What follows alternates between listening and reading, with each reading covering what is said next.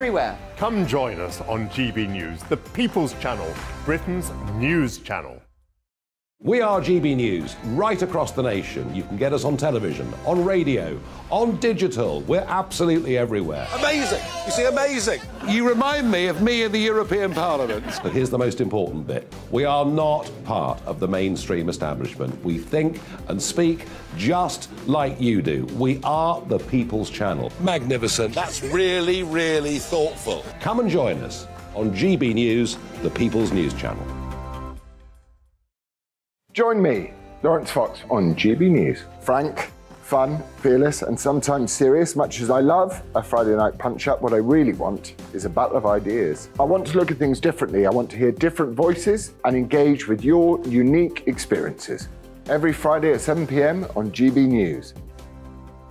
We are GB News, the People's Channel. Why not take us home with you by visiting the GB News shop at gbnews.store. You'll find all the official merchandise, a really good present actually for yourself, your friends or your family. We ship across the UK mainland at no extra cost. GB News, the People's Channel. Join me, Patrick Christie's, Monday to Friday, 3 till 6. We tackle the day's news agenda like you've never seen before. It's high tempo, high octane, the most controversial topics and the best guests. You will not be able to take your eyes and ears off it. I'm not afraid to ask the questions that you really want answered. 3 till 6 p.m, Monday to Friday on GB News, the People's Channel, Britain's news channel. Join my show Farage, 7 p.m. till 8 p.m, Monday through Thursday. And there you will get opinion, analysis, debate, and I'll cover stories that nobody else dares to touch. You've been cancelled. Join the club. Oh my goodness me. And then for the last 15 minutes, talking pints. We're over a drink. We have a civilised conversation with someone. We very often disagree, but we do it in a grown-up way. Come and join me on Farage. I'm Mark White. As GB News Home and Security Editor, I cover those key issues that are so important to you. Our authorities, our communities doing all they can to combat violent crime. With the public services under unbearable strain, why are we still failing to control our borders? Defence, the first priority of any government, has been continually hollowed out. Can we trust our politicians to protect the armed forces? Join me, Mark White, on GB News.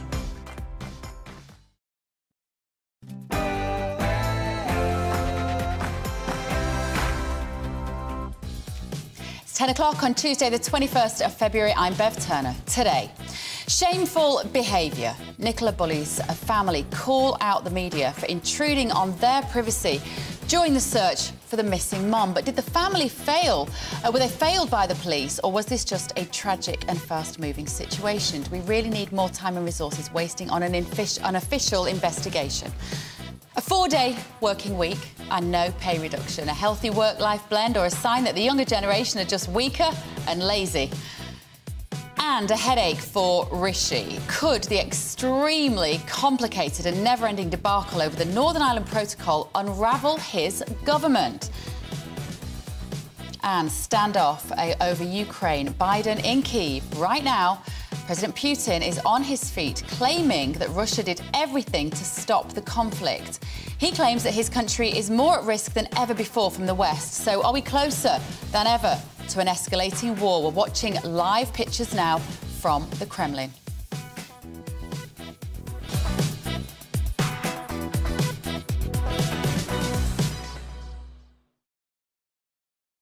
Very good morning. We will let you know what Putin says at that State of the Nation address that he's giving, State of the Union address in the Kremlin this morning.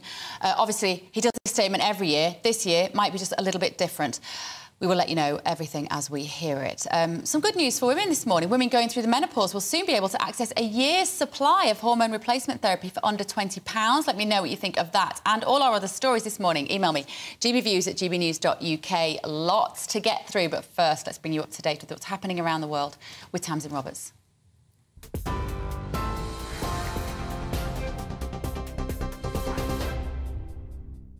Bev, thanks very much. Good morning from the GB newsroom. It's 10:03.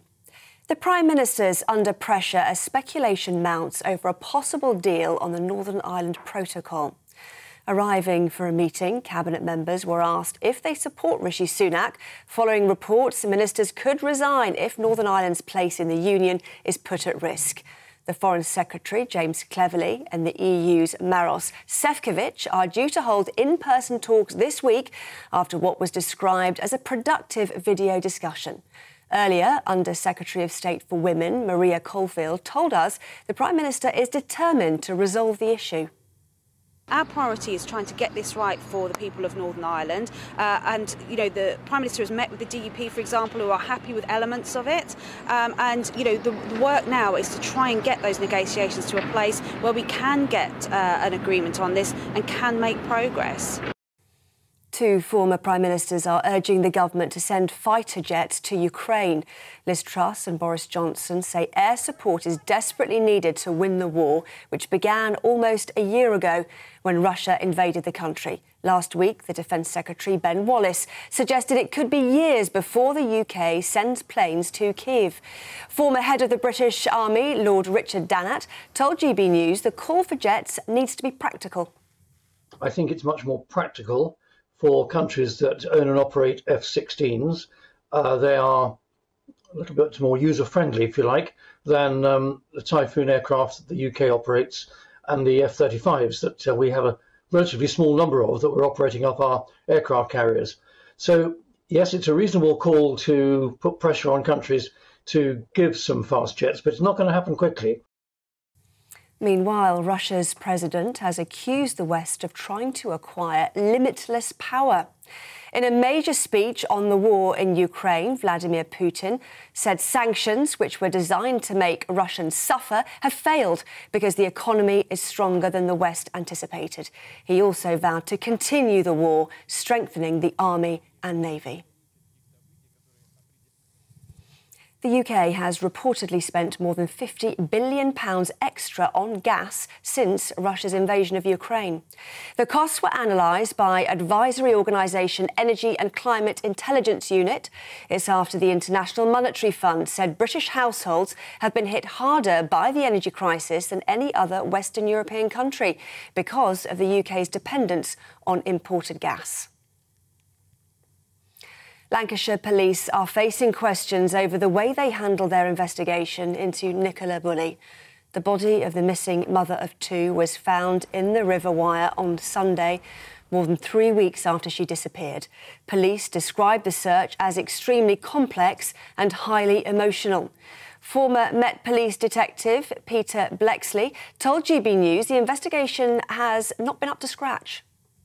They're going to have to take a very long, hard look at how they've conducted all of this, not only the investigation, but very much the communication. And I hope that the wider British police take some lessons from all of this, because quite frankly, if you get the messaging wrong and people don't believe you, they're not going to trust your investigations. And that, I think, is part of the reason why so many people turned up at St Michael's on Wyre. 6 people have been killed in a 6.4 magnitude earthquake which struck the border region of Turkey and Syria.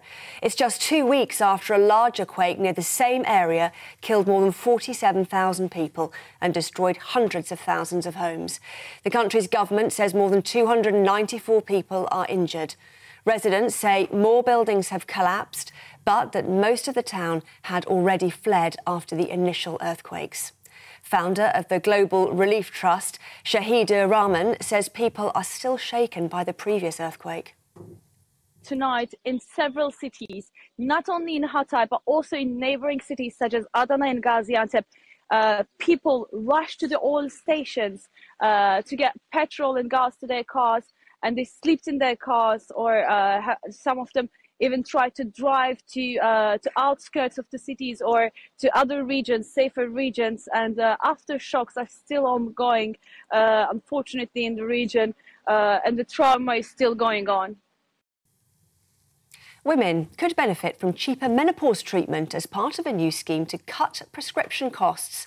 The government says women prescribed hormone replacement therapy will be able to get a year's worth of treatment for just under £20. The changes will come in April, with women also being able to use the certificate for prescription items including patches and tablets. The government recorded a monthly surplus of £5.4 billion last month, despite substantial spending on energy support schemes. The Office for National Statistics says payments to households and energy suppliers hit roughly £9.9 billion in January. Chancellor Jeremy Hunt says debt is still at the highest level since the 60s, but it's crucial to reduce the amount spent on debt interest so we can protect our public services. This is GB News. More from me shortly. Now, though, it's back to Bev.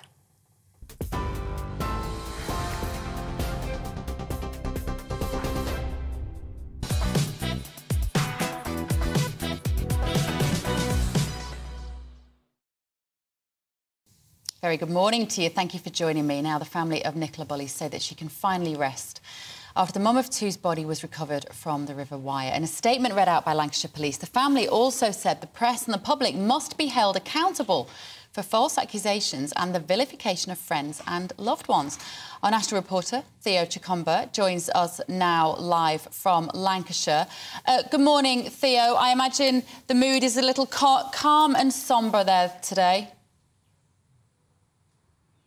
It is, yes, completely different from what it's been like over the last 3 weeks or so. If we remember, on the 27th, the missing mother of two, Nicola Bulley, was reported to the police, and over the last few weeks, the police, alongside specialist investigators as well and detectives, have been working to find her body.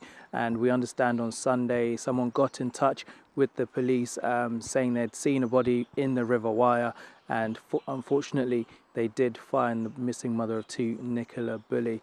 Now, over the last 24 hours or so, there has been speculation, and this is something that the family spoke about in the press conference. They gave a statement to the police, and they were saying, we will never be able to comprehend what Nikki had to go through in her last moments, and that will never leave us. And they also went on to say, to those who genuinely helped and supported us privately, we thank you. The community support in St Michael's, friends, neighbours and strangers have been nothing short of comforting and heartwarming. And they said, finally, Nikki, you are no longer a missing person. You have been found.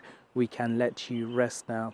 There has been some criticisms about how the police handled this, particularly some of the personal information that was released for the press and, of course, for people to understand what's going on here. And that is going to be something that will be looked into over the next few weeks and months. OK, thank you, Theo. Theo Chicumba there at the River Wyre in Lancashire. As he says, a very different atmosphere to the busyness that was there over the last 3 weeks. The police obviously have come under huge criticism. Former Chief Superintendent Parm Sandhu joins me now. Good morning, Parm. Thank you very much for joining us this morning. Is it fair, do you think, that the police have accepted or had to accept the criticisms which have been levelled at them in the last couple of weeks?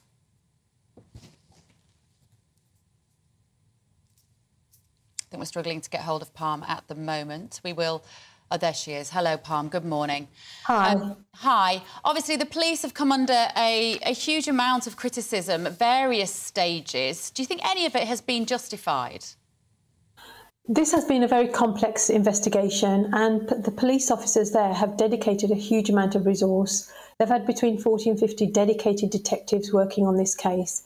But unfortunately, what has let them down has been their communication strategy. Where they weren't communicating with the public and the press, there was a gap, and that gap was then filled by social media, conspiracy theory type people. And that's where the failings are. There are actually 3 different reviews that have been instigated now. There's an internal review which is being done by Lancashire Police. There's also a review being done by the police watchdog, the IOPC. And the 3rd review is being done by the Information Commissioner's Office in relation to the very deeply sensitive information that was given about Nicola Bulley's mental and health status. How unusual is that, Parm, for 3 separate investigations to be conducted into an investigation once it has concluded? It's not unusual in itself, but it is unusual that the Information Commissioners are involved in this, because the internal review would have happened anyway. And the police watchdog one is in relation to the fact that Nicola's family were visited about 10 days before she went missing. So that's an instant referral to find out if something could have been done differently at that point, which may have ended up with her not going missing 10 days later. So that's their part and parcel. The unusual one is the Information Commissioner's Office, and that is because of the personal health data that was released. And I can't see why that was released, to be honest. Yeah. There was no need for that. It didn't help the investigation. And it wasn't actually given to the investigators. It was given to members of the public for absolutely no reason. Do you understand why the public heard that information and took it effectively as reputational damage management on the part of Lancashire Police? Because it felt like it was being used to discredit Nicola personally and to perhaps undermine the reasons why she might have gone missing in the first place. I think it did have a negative impact on the investigation, and trust and confidence in policing is at an all-time low. Now, this episode will not have helped that trust and confidence, and the only way that that's going to be rebuilt is by Lancashire Police and policing right across the country to be open and honest and learn lessons from this and learn about how to manage the public, but also about the changing face of social media and how that can have a negative impact on any investigation. How do they manage it in the future? How do they stop people, descending on this village and then harassing local people and going around digging things and breaking into properties? So there's a lot to be learned from this one, and that needs to be done because there will be another investigation. There may be a murder investigation, it may be a missing persons investigation, but these lessons have to be learned. Just one last short question, though, Palm.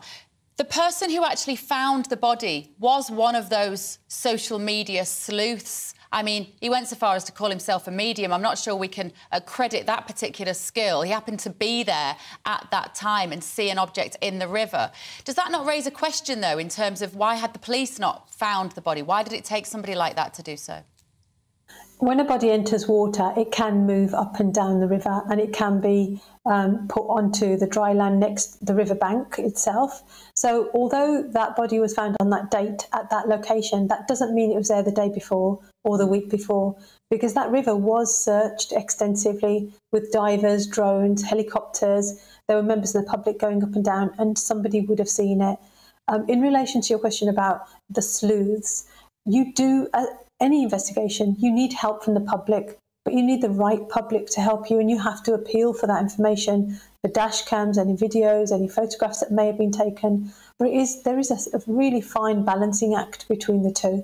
Yeah, there really is. Palm, thank you so much. Palm Sandy there, former police officer, giving us her take on it. Let me know what you think. GBViews at gbnews.uk. Just a reminder, Russian President Vladimir Putin is making a key state address in Moscow right now ahead of the one-year anniversary of his country's invasion of Ukraine. He's blamed the West for provoking the war and escalating it, saying that the US and its allies seek limitless power.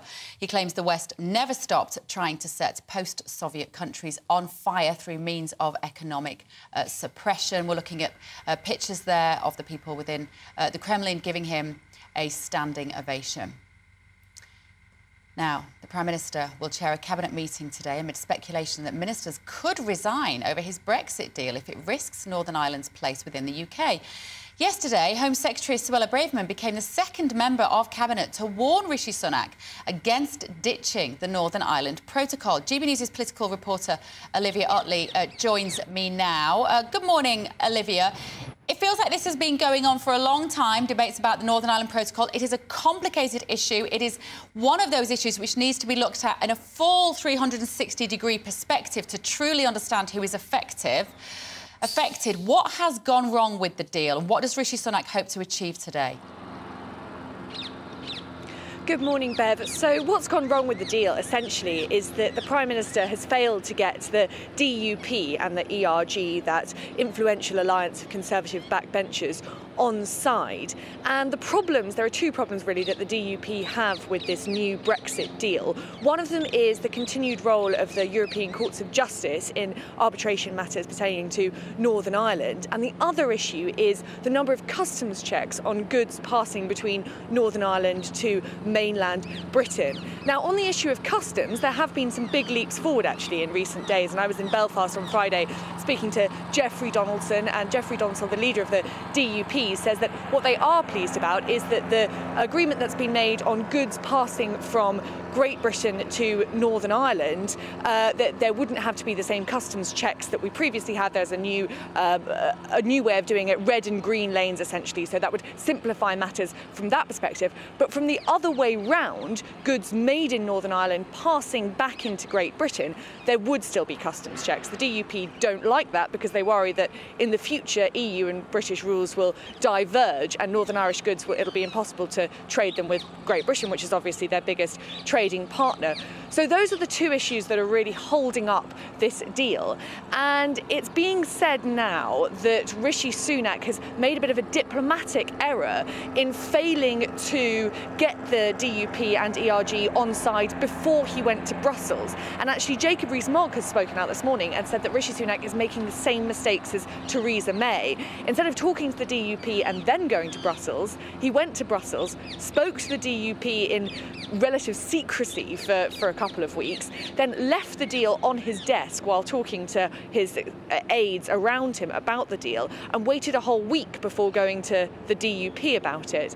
And in that week, these issues have been allowed to fester, as it were, and the ERG has come on side, has rallied behind the DUP, and now we're in a situation where some of those Brexiteers in the cabinet are actually threatening to resign because they worry that Northern Ireland's place in the UK is being threatened by that deal. How likely do you think that is, Olivia, that any of them will resign based on this? Well, it doesn't feel as though we're sort of at that stage yet. I think it's unlikely that Rishi Sunak would press ahead with the deal if it were clear that the DUP and the ERG weren't on side. He could, remember though, get it through Parliament even in that case, because Labour has said that it would back any deal just to get the issue off the table. But obviously a Prime Minister doesn't want to be in a situation where he's relying on opposition votes to get major legislation passed. So it almost definitely wouldn't get to the stage where we saw cabinet ministers resigning, because Rishi Sunak will keep trying to find a way to get it past the DUP and ERG. And that's why we're in the stage now where, as you say, these talks have been going on for a while now. We were expecting this deal to be put on the table to Parliament today, and we're now thinking that's pretty unlikely. So we're a while off the resigning stage at the moment. OK, all right, thank you, Olivia. Olivia Rutley there, down at House of Commons now. Still to come, women going through the menopause and their partners will soon be able to access a year's supply of a key treatment for just under £20. We'll bring you then. We'll bring you when, where, how and why in 2 minutes. See you then.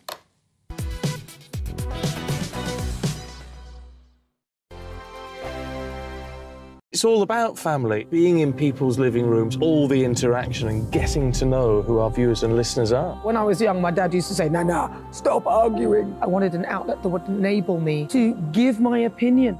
People are going through a really hard time right now, and I know that you don't feel like you're being listened to by the establishment. I came to GB News because it's the People's Channel, and I want the audience to have their say on the events of the day. We're dynamic. We do something different. Democracy shows that the wisdom of the nation is in its people. I get to travel to find out what the story is from a personal perspective. The British people aren't fools. We know when we're not being told the full story. We've got to work out how Britain moves forward from this. It's the best country in the world. The establishment had their chance. Now we're here to represent your views. Britain's watching. Britain's watching. Britain's watching. We're proud to be GB News. The People's Channel. Britain's news channel. Hi, Andrew Pierce here. Join me every Friday lunchtime for a proper no-nonsense debrief of the week's events. With special guests in the studio and the GB News team on the ground, I'll be getting you up to date with news, some intelligent discussion and my own sharp take. The weekend starts here with me every Friday lunchtime on GB News, the People's Channel, Britain's news channel. I'm Andrew Doyle. Join me at 7 o'clock every Sunday night for Free Speech Nation, the show where I tackle the week's biggest stories in politics and current affairs with the help of my 2 comedian panellists and a variety of special guests. Free Speech Nation, Sunday nights from 7 on GB News, the People's Channel, Britain's news channel. Join me, Patrick Christie's Monday to Friday, 3 till 6. We tackle the day's news agenda like you've never seen before. It's high tempo, high octane, the most controversial topics and the best guests. You will not be able to take your eyes and ears off it. I'm not afraid to ask the questions that you really want answered. 3 till 6 p.m, Monday to Friday on GB News, the People's Channel, Britain's news channel.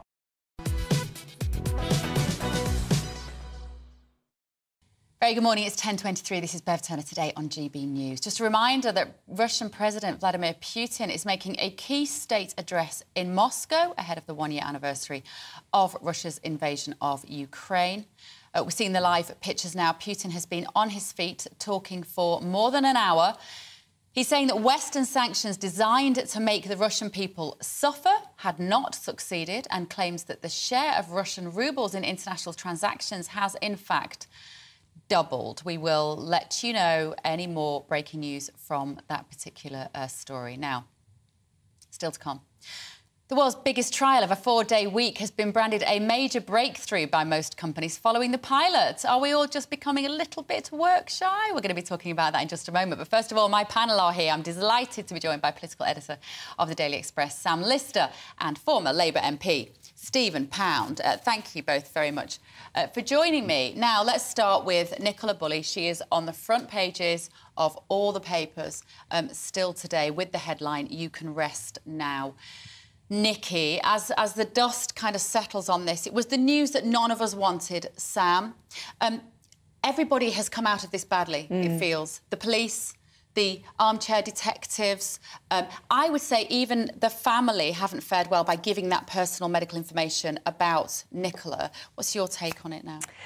It's just utterly tragic, isn't it? Like you say, there are no good things to come out of this. It just is awful. I think the statement from the family yesterday. I mean, you could just feel the visceral pain, couldn't you? Yeah.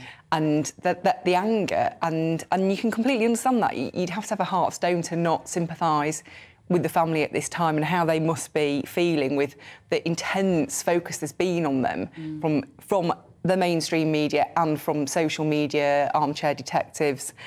It's been really difficult. I would say there is a distinction between those who've been out there doing this for TikTok and people from newspapers like mine and the TV channels, because, you know, we do not take it lightly. We are trained to do these kinds of things. Obviously, sometimes it can go, you know, you can slightly cause upset when you didn't mean to. It has been making me reflect on my time before I entered politics and the journalism I did then, when I used to speak to families who were in a state of grief after some tragedy had happened.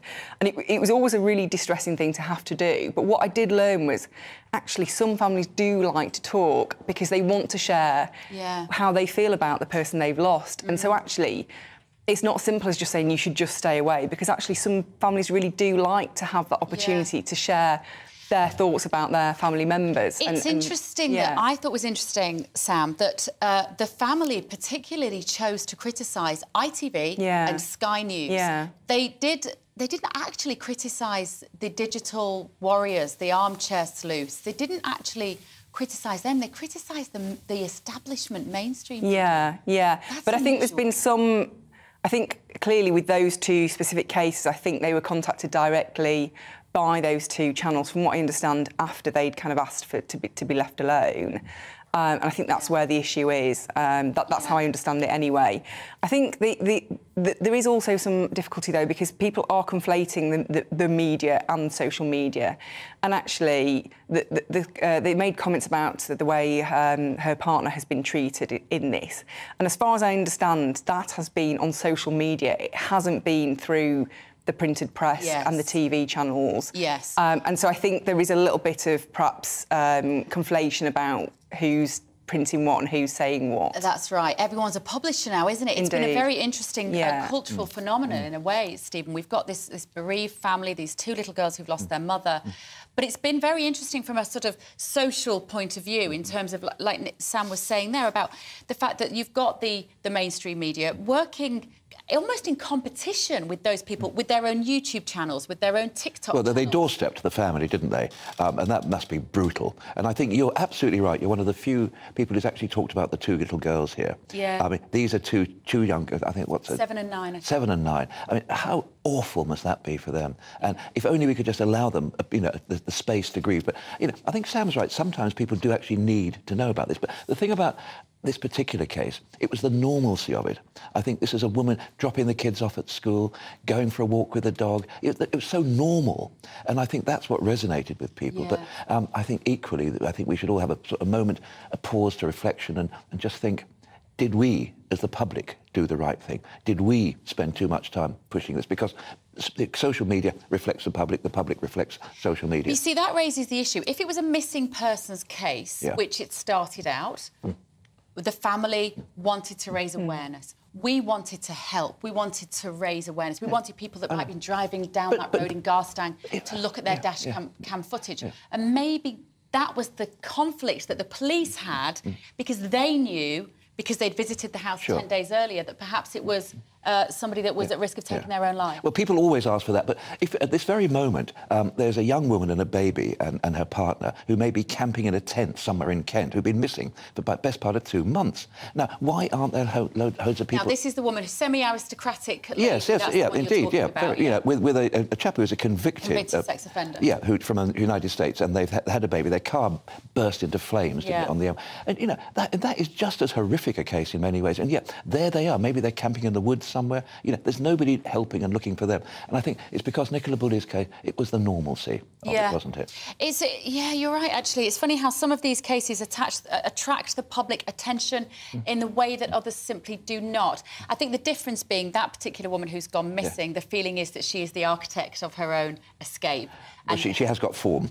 Yeah, exactly. And so I think probably with this case, Sam, you know, a lot of women, I think the reason it captivated us so much is she was a mum, she was walking the dog, she went out and did the school run, and then she just vanished into thin air. And of course, it's been incredibly moving for all of us. We just want to bring a bit of breaking news for you. We've been telling you all morning about Putin giving his State of the Nation address at the Kremlin. We're going to just show you some of the pictures of that at the moment.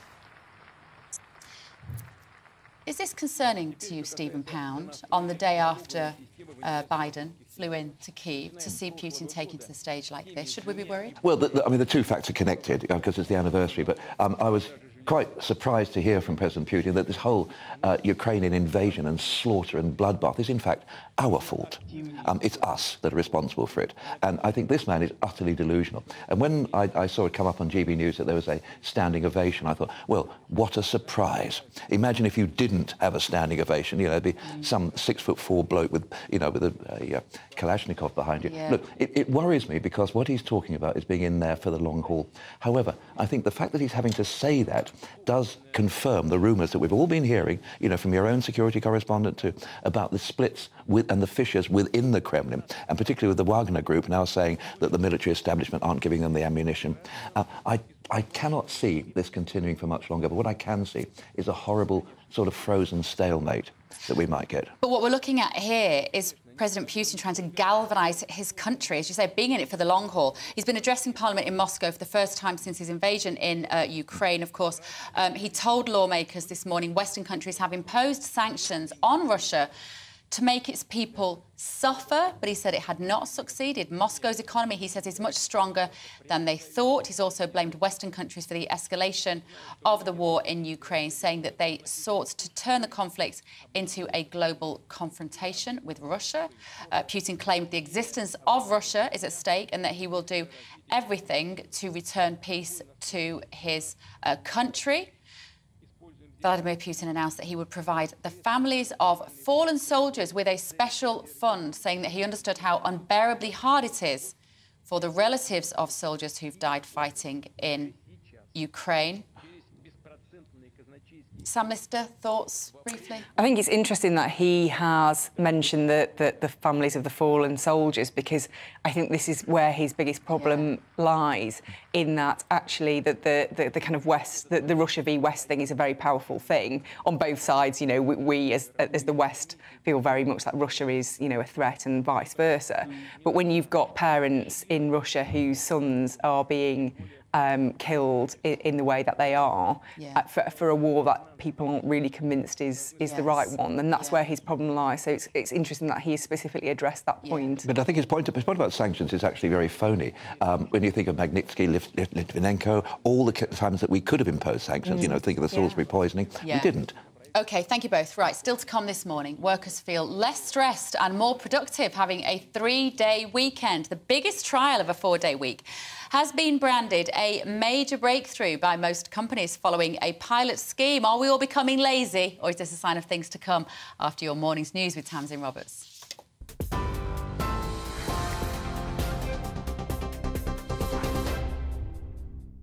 Bev, thank you. It's 10:33. Here are the headlines from the GB newsroom. The Prime Minister's under pressure as speculation mounts over a possible deal on the Northern Ireland Protocol.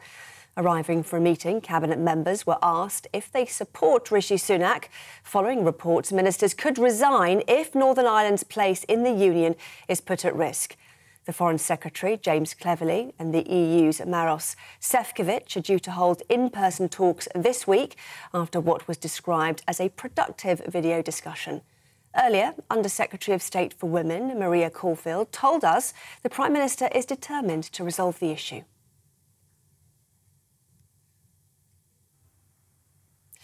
Russia's president has accused the West of trying to acquire limitless power.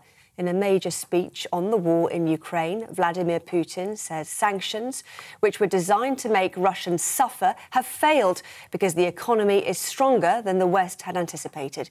He also vowed to continue the war, strengthening his army and navy. Meanwhile, 2 former Prime Ministers are urging the government to send fighter jets to Ukraine. Liz Truss and Boris Johnson say air support is desperately needed to win the war, which began almost a year ago when Russia invaded the country. Last week, the Defence Secretary, Ben Wallace, suggested it could be years before the UK sends planes to Kyiv. The Turkey-Syria border has been hit by another earthquake 2 weeks after huge tremors rocked the region, killing more than 47,000 people. The latest quake of magnitude 6.4 has killed at least 6 people. Almost 300 others were injured. TV, online and DAB+ radio, this is GB News. Back to Bev now.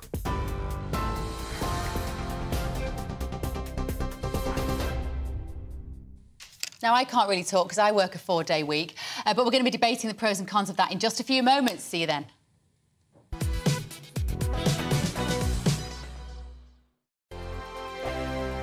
We are GB News, the People's Channel. And right across the United Kingdom. You can find us on Sky Channel 512. Virgin Media Channel 604. Freesat Channel 216. Freeview Channel 236. And YouView Channel 236. You can also take us with you on DAB+ radio. With the GB News app and at the website gbnews.uk. We're absolutely everywhere. Come join us on GB News, the People's Channel, Britain's news channel. Join me every Sunday at 6 p.m. for Gloria Meets. In exclusive interviews, I'll be finding out who our politicians really are and what they really think. It's something that you would never want anyone to suffer. I didn't know what channels there were. B, I didn't think I'd be believed. I must have weighed about 7 stone and I'm 5'8". My instincts was to sort of cover this up. I mean, clearly that was a mistake. Join me every Sunday at 6 p.m. on GB News, the People's Channel, Britain's news channel. Monday to Thursday on GB News, it's Bev Turner Today from 10 a.m. We're going to be here for you, our GB News family, to keep you up to date, but also make you smile. The guy went from puberty to adultery. And I can't wait to bring a few of my own opinions. I have no time for cultural totalitarianism. We'll engage in passionate, but always polite debate, with your thoughts and opinions at the centre of it all. Only on GB News, the People's Channel, Britain's news channel. Hello, I'm Michelle Dewberry, and you can join me every weekday 6 till 7 on Jubes and Co. You're an inspiration to us all. Click that bit up. Well, you are. That's my ringtone. My political ambitions are, those days are gone, I can tell you. She's only teasing. Go on. He's probably going to want to lay down now. I'll give him 2 minutes to have one. Let's respectfully disagree. That's what we like on Jubes and Co. Come and join us. GB News, the People's Channel. Michelle Dewberry, weekday evenings at 6 o'clock.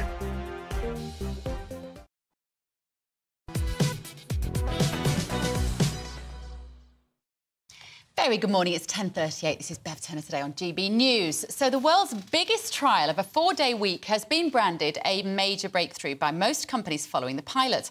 Around 61 organisations took part in the trial and reduced their working hours for all staff by 20% over 6 months. This included no reduction in wages for employees. So here to debate the pros and cons of this, I'm joined by Jack Kellum, researcher at the think tank Autonomy, and Alex Proud, entrepreneur and owner of Proud Nightclubs. Right, let me come to you first, Jack. Why is this a good thing? Isn't it just because everybody who's very young is very lazy and can't cope with a 5-day week? Not at all. So in the UK, we have a real problem with burnout and overwork amongst our workforce. And it's hitting not just employees' well-being, but it's hitting their productivity too.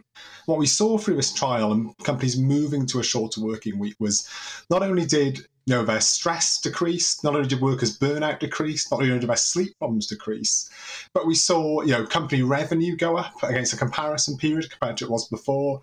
We saw resignations of staff in these companies decrease compared to prior to the trial. So we saw a win-win for workers and business. It's not about people being lazy, it's about them being more productive. But Jack, how is that possible? How is it possible that the companies became more profitable with people only working for 4 days?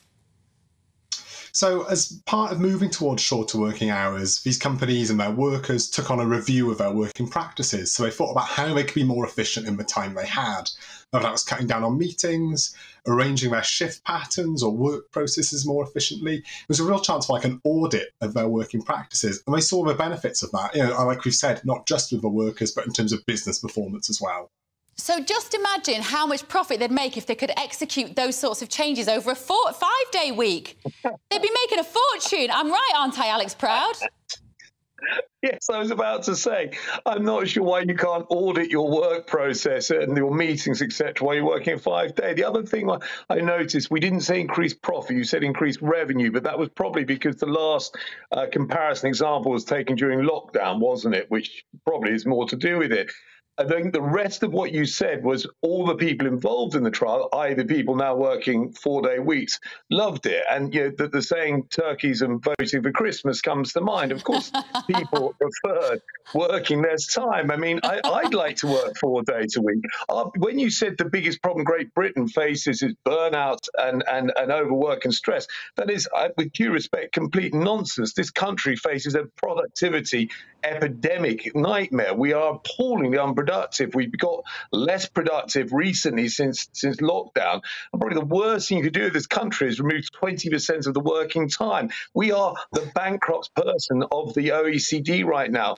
Russia has a GDP growing faster than ours when it's in the middle of a war and sanctions. We are shockingly in a bad place, our economy, whether it's public services, the NHS, the police, or private companies moving their listings to American and French and Amsterdam stock markets. This country is failing. The worst thing you do right now is reduce productivity further. I think what we need to do in this country is work out what's going wrong with us. Why are people burning out? Why are people unsatisfied? I think it's a very easy solution to turn around and say they want to work less. That isn't going to work for Britain. Jack, isn't it? Thank you, Alex. It's very hard to argue with that, Jack. And really, isn't it just this idea that everyone's stressed?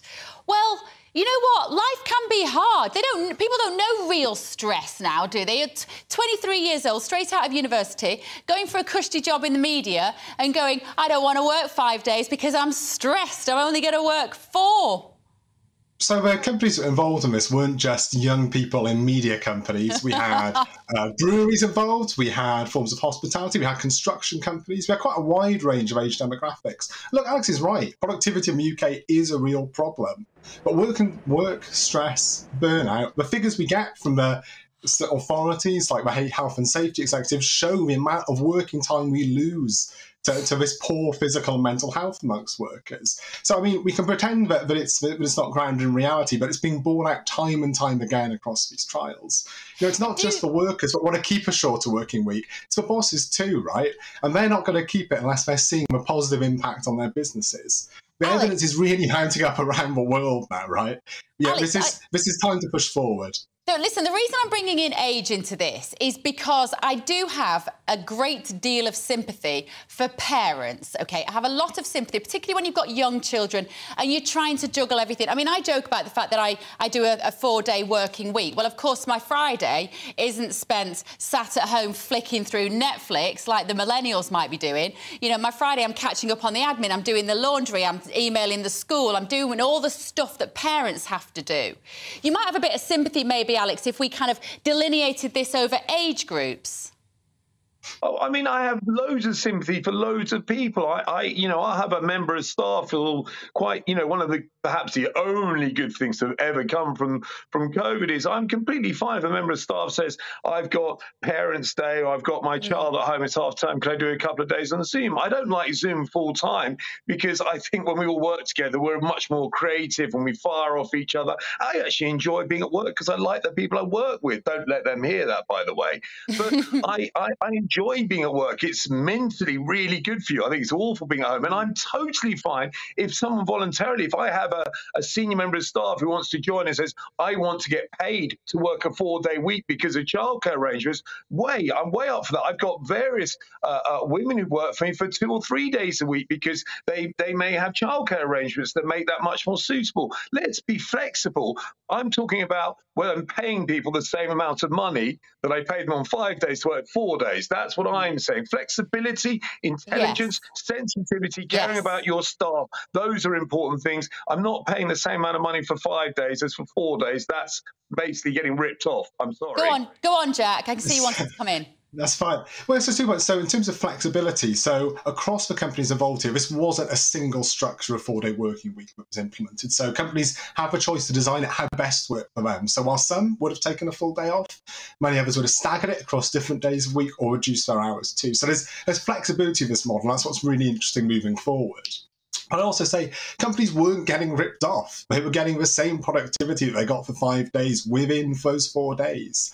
They saw increases, they saw benefits across their workplace. This wasn't a case of people skiving out for a single day. I think many people will say that they started to enjoy work more once they had this time away from it. This was about enhancing their time at work, not getting distracted from it.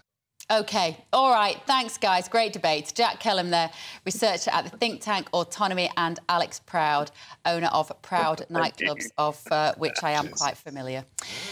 Now then, we want to bring you the latest from Russia. We've got Russian President Vladimir Putin making a key state address in Moscow this morning ahead of the 1-year anniversary of Russia's invasion of Ukraine. He told lawmakers so far that Western countries have imposed sanctions on Russia to make its people suffer.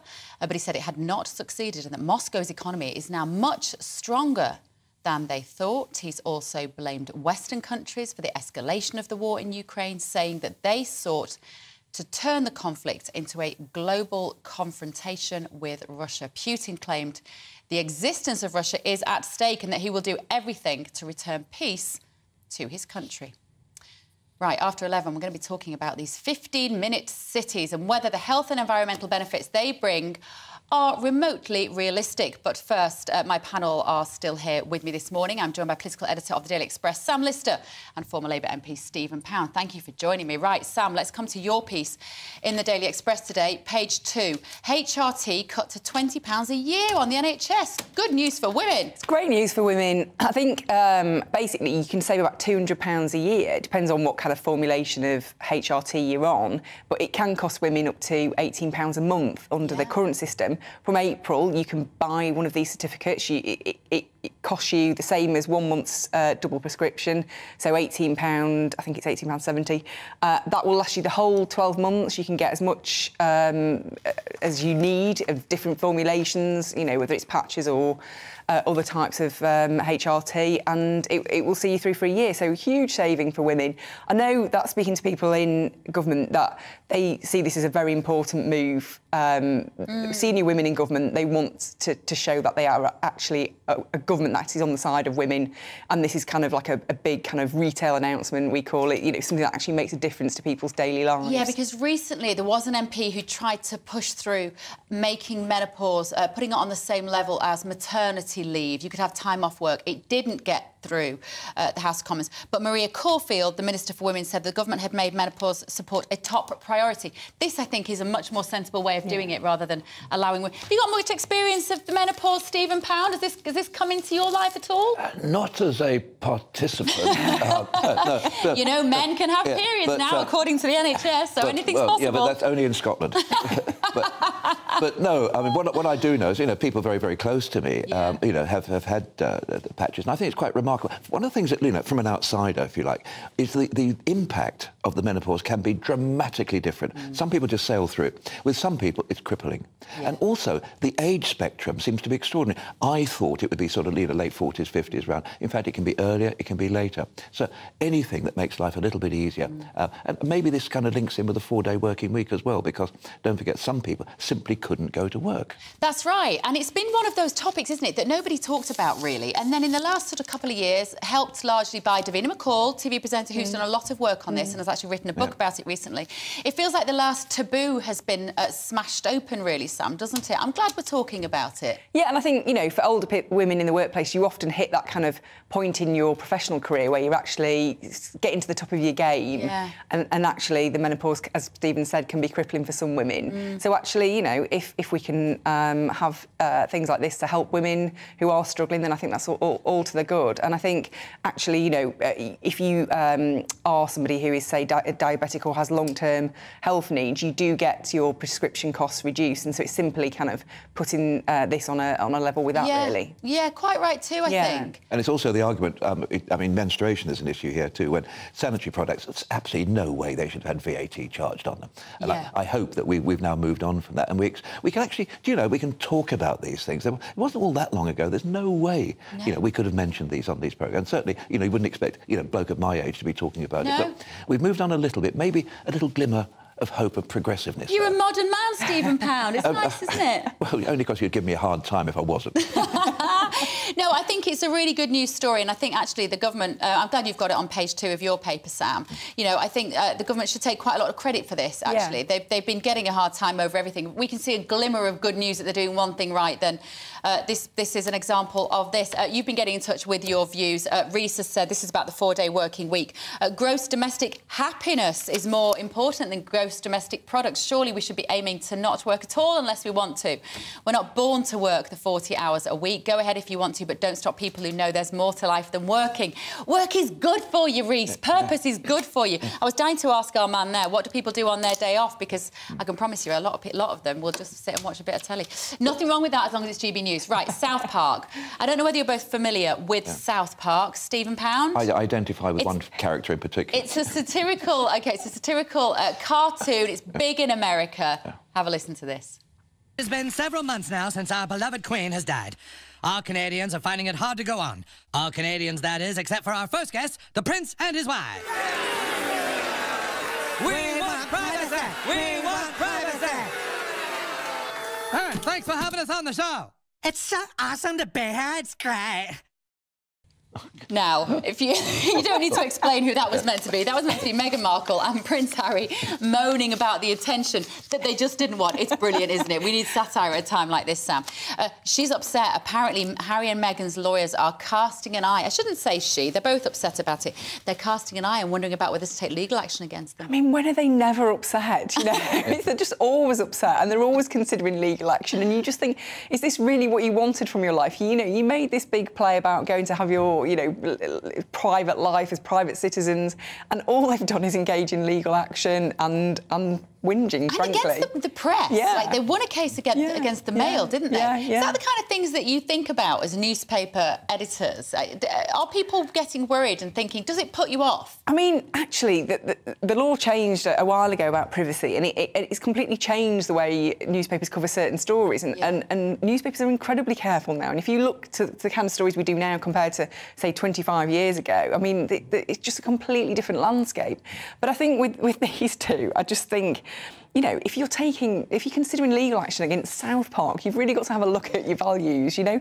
It's always been this raucous, anarchic cartoon. It's famous for lampooning famous people, celebrities, and it's done it for a quarter of a century, you know? And if they can't take a little bit of mild joshing on a cartoon, you have to wonder what's wrong, really. But they're monetising grievance, aren't they? Really and truly. Yes. I mean, nothing would depress them more than not being lampooned by South Park or The Simpsons or whatever. I don't know. But I don't know. I just really, really wonder where on earth they're going with this. It obviously touched a nerve, didn't it? Yeah. And it shows fair play to South Park. Fair play. You know, they're clearly very thin-skinned. They want everything on their terms, it feels. They want to be able to have their cake and eat it. Never has that phrase been more appropriate with these two. But that would be a gluten-free, egg-free, joy-free, joy-free, a cake with no icing. Yeah, absolutely. How could they have handled this differently, do you think, Stephen, given the kind of PR disaster they're now recovering from? Do you know what they could have done? It's perfectly simple. They could have sat back and said, that's really funny. Yeah. You know, just actually take it and just enjoy it. They can't laugh at themselves at all, can they? That's their sort of fatal flaw, these two. And that's the problem, because as Brits, that is our #1 hobby, isn't it, really, laughing at ourselves and being self-deprecating, you know, joshing with each other. And I think, you know, it kind of upsets us when we see this happening, because you just think, well, actually, just, you know, come on, it's a cartoon. I'm not from Yorkshire, but one of those famous batsmen, you know, Johnny Bairstow, the Yorkshire batsman, has got a beard exactly like that. And, of course, all over the Twitter things in Yorkshire, they say, what's Johnny Bairstow doing being lampooned on South? And Prince Harry could have done, said, by the way, it's me, not Johnny Bairstow. You know. Can I ask for both of your thoughts? We're reflecting, and the inbox is lighting up with people talking about this 4-day working week. Is that a good idea, Sam? Oh, it'd be the dream, wouldn't it? Who wouldn't love a 4-day working week? Do you work full-time? You work a full 5 days? Oh, well, yeah, I mean, I work weekends, apart from when you're just here with me and you're not in the office. I work, well, I can't even tell you how many hours, but I love my job, and so there is a difference between working enormous amounts of hours and loving your job, and working in a job that you hate and being forced to work in enormous amounts of hours. I think it's a very different thing, isn't it? And I think it really depends. I went out for a drink on Sunday night, and at 8 o'clock they said, oh, last orders were closing. 8 o'clock. And I said, oh, is it just because there's no demand? And they said, actually, it's because the staff work so many hours on a Friday and Saturday that we shut at 8 to let them have a kind of night off. And I thought, well, you know, actually, the demand is not there on a Sunday night, perhaps, and the staff have worked really hard, so maybe that's being a good employer. Did you tell them how much you were going to drink? Do you know what's really worrying about this is there's a real class divide here. Yes. When you're talking about the 4-day, you're not talking about a car factory, you're not talking about Port Talbot Steelworks. Yeah. You couldn't have a steelworks or a car factory. Look, the classic work on this was actually done in Manchester, which is a city up north somewhere, where they used to have cotton mills, and they used to have a thing called the golden hour.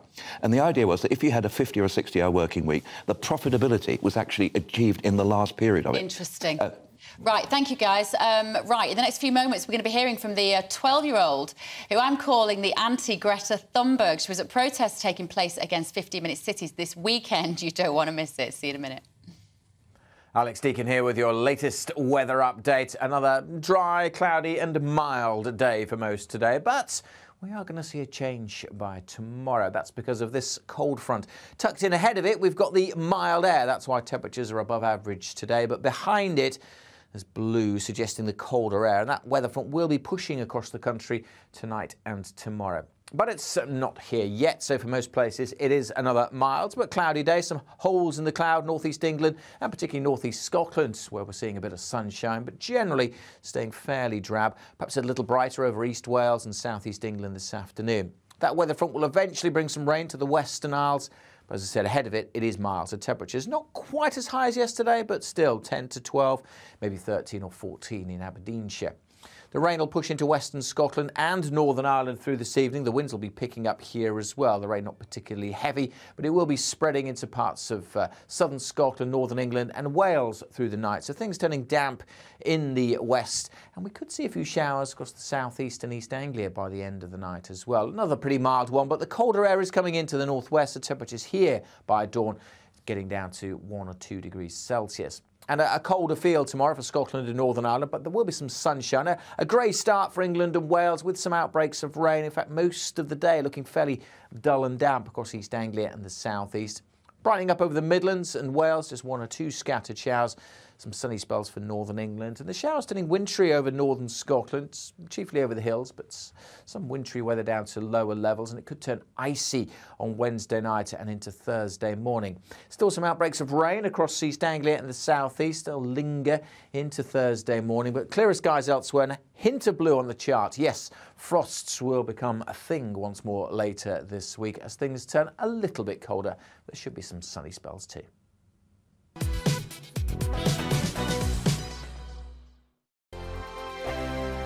First and foremost, I am a GB News fan, and I was before I was working here. Just love the fact that we're asking the questions that a lot of establishment media won't ask. With a bit of a twist, we not only want to inform you, but we want to keep you entertained. It's worth the drive because you get in and the team's all ready and waiting, they're itching to go, and it's a proper little family. GB News is the People's Channel. It's the audience that makes the programme sing. We're giving our viewers and our listeners a voice. I see the thousands of your letters, tweets, emails, you name it, coming in. Britain is broken.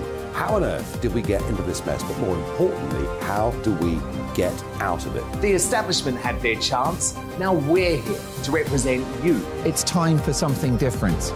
It's time for GB News. I'm very patriotic. I believe in Britain.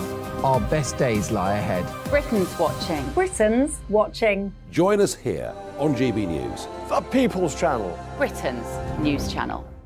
We are GB News, right across the nation. You can get us on television, on radio, on digital. We're absolutely everywhere. Amazing! You see, amazing! You remind me of me in the European Parliament. But here's the most important bit. We are not part of the mainstream establishment. We think and speak just like you do. We are the People's Channel. Magnificent. That's really, really thoughtful. Come and join us on GB News, the People's News Channel. Monday to Thursday, 9 p.m. till 11 p.m. Join me, Dan Wootton. I'll bring you the sharpest takes and hottest debates. Do you not believe in prison? I don't believe in prison. I'm completely stunned. I guarantee you there'll be no spin, no bias, no censorship. I actually was personally quite offended by it. And no reason to go to bed. So I guess they've always been quite woke. That's Dan Wootton tonight on TV, radio and online. Monday to Thursday from 9 p.m. till 11 p.m. on GB News. The People's Channel, Britain's news channel.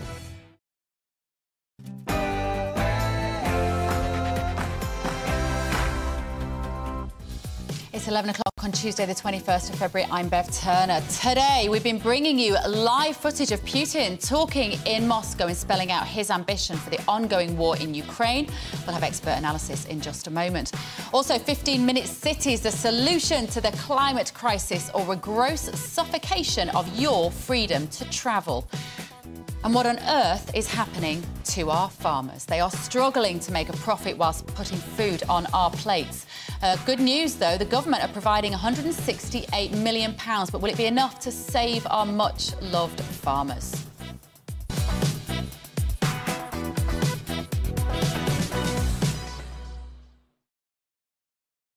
Good morning. My guest will be back with me as well. In other news, actor Jude Law becomes a father for the 7th time to 4 women. Do we have double standards when it comes to men and children and the amount that they have? Let me know what you think on that and all the other stories this morning. Email me gbviews@gbnews.uk. But first, let's get you up to date with what's happening here and around the world with Tamsin Roberts.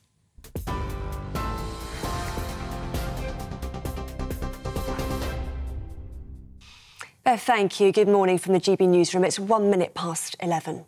The Prime Minister's under pressure as speculation mounts over a possible deal on the Northern Ireland Protocol. Arriving for a meeting, Cabinet members were asked if they support Rishi Sunak.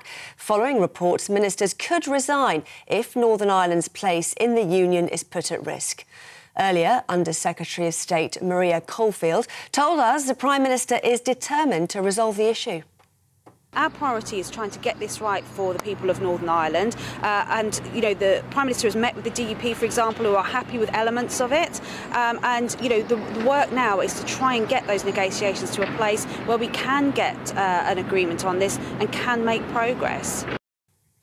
Shadow Environment Secretary Jim McMahon told GB News the Conservatives need to put national interests first. There is no point in having an agreement that doesn't work in practice, that doesn't allow the trade of goods across the border. We need to make sure that those are in place and it can be workable in practice. And so far, all we hear from the government isn't the practicalities of how it will work. We just hear the squabbling taking place in this place where the Conservatives are in their own internal disputes instead of looking at the national interest. And what Labour's saying is it's time to put the country first, have an agreement, of course, that can work in practice and get it through so that the people of Northern Ireland have stability. Russia is suspending its participation in the nuclear arms treaty with the United States. Vladimir Putin made the announcement during a major speech on the war in Ukraine, where he also accused the West of trying to acquire limitless power. He said sanctions, which were designed to make Russians suffer, have failed because the economy is stronger than Western powers anticipated. He also vowed to continue the war, strengthening his army and navy. Meanwhile, two former Prime Ministers are urging the government to send fighter jets to Ukraine. Liz Truss and Boris Johnson say air support is desperately needed to win the war, which began almost a year ago when Russia invaded the country. Last week, the Defence Secretary Ben Wallace suggested it could be years before the UK sends planes to Kyiv. Former head of the British Army, Lord Richard Dannat, told GB News the call for jets needs to be practical. I think it's much more practical for countries that own and operate F-16s. They are a little bit more user-friendly, if you like, than the Typhoon aircraft that the UK operates and the F-35s that we have a relatively small number of that we're operating up our aircraft carriers. So, yes, it's a reasonable call to put pressure on countries to give some fast jets, but it's not going to happen quickly. The UK has reportedly spent more than £50 billion extra on gas since Russia's invasion of Ukraine. The costs were analysed by advisory organisation Energy and Climate Intelligence Unit.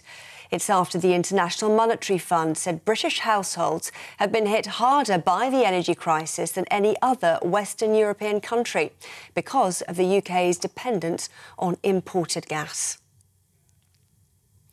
Lancashire police are facing questions over the way they handle their investigation into Nicola Bulley. The body of the missing mother of two was found in the River Wyre on Sunday, more than 3 weeks after she disappeared. Police described the search as extremely complex and highly emotional. Former Met Police detective Peter Blexley told GB News the investigation has not been up to scratch. They're going to have to take a very long, hard look at how they've conducted all of this, not only the investigation, but very much the communication. And I hope that the wider British police take some lessons from all of this, because, quite frankly, if you get the messaging wrong and people don't believe you, they're not going to trust your investigations. And that, I think, is part of the reason why so many people turned up at St Michael's on Wyre. The Turkey-Syria border has been hit by another earthquake 2 weeks after huge tremors rocked the region, killing more than 47,000 people. The latest quake of magnitude 6.4 has killed at least 6 people. Almost 300 others were injured. Founder of the Global Relief Trust, Shahida Rahman, says people are still shaken by the previous earthquake. Tonight in several cities, not only in Hatay, but also in neighboring cities such as Adana and Gaziantep, people rush to the oil stations to get petrol and gas to their cars, and they slept in their cars, or some of them even try to drive to outskirts of the cities or to other regions, safer regions, and aftershocks are still ongoing, unfortunately, in the region, and the trauma is still going on. Women could benefit from cheaper menopause treatment as part of a new scheme to cut prescription costs. The government says women prescribed hormone replacement therapy will be able to get a year's worth of treatment for just under £20. The changes will come in April, with women also being able to use the certificate for prescription items, including patches and tablets. This is GB News. More from me shortly. Now, though, it's back to Bev.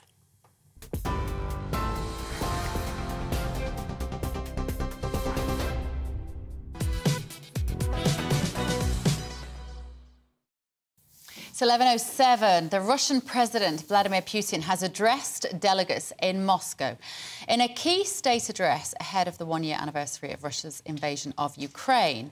He was on his feet for nearly 2 hours. Putin announced that Russia has suspended its participation in the Strategic Offensive Reductions Treaty. So that's the Strategic Arms Reduction Treaty that is between the US and Russia that was signed in 2002. He also says that Russia needs to be ready to test nuclear weapons if the US does so first. He also said that Western sanctions designed to make the Russian people suffer had not succeeded, and claims that the share of Russian rubles in international transactions has actually doubled. So, Senior Fellow at the Russia and Eurasia Programme at Chatham House, Keir Giles, joins me now. Good morning, Keir. You've been watching this speech this morning. How significant is it that Russia is pulling out of this arms control treaty? It's important, but it's not unexpected. Not only does this follow a trend of Russia pulling out of arms control treaties when it feels that it's in an advantageous position to do so, but also, of course, the precursors for this have been in place for some time. The warnings from the United States have been growing that Russia was not in compliance with the treaty. It's interesting the excuse that President Putin has settled on for wanting to review the rationale behind this treaty. He's pointing at the UK and France as countries that ought to be brought into strategic arms control of this kind. But in general, it's just part of an overall pattern of Russia being less and less restrained. Of the audience at the Kremlin on their feet, giving Putin a standing ovation. Are we likely to think that they believe him? Or is it simply, as my guest Stephen Pound was saying, that they have no choice but to support him? Well, those are both true, of course. There will be people who believe what President Putin says in this fantasy land that he's created, this complete mirror image of what's actually happening in the real world.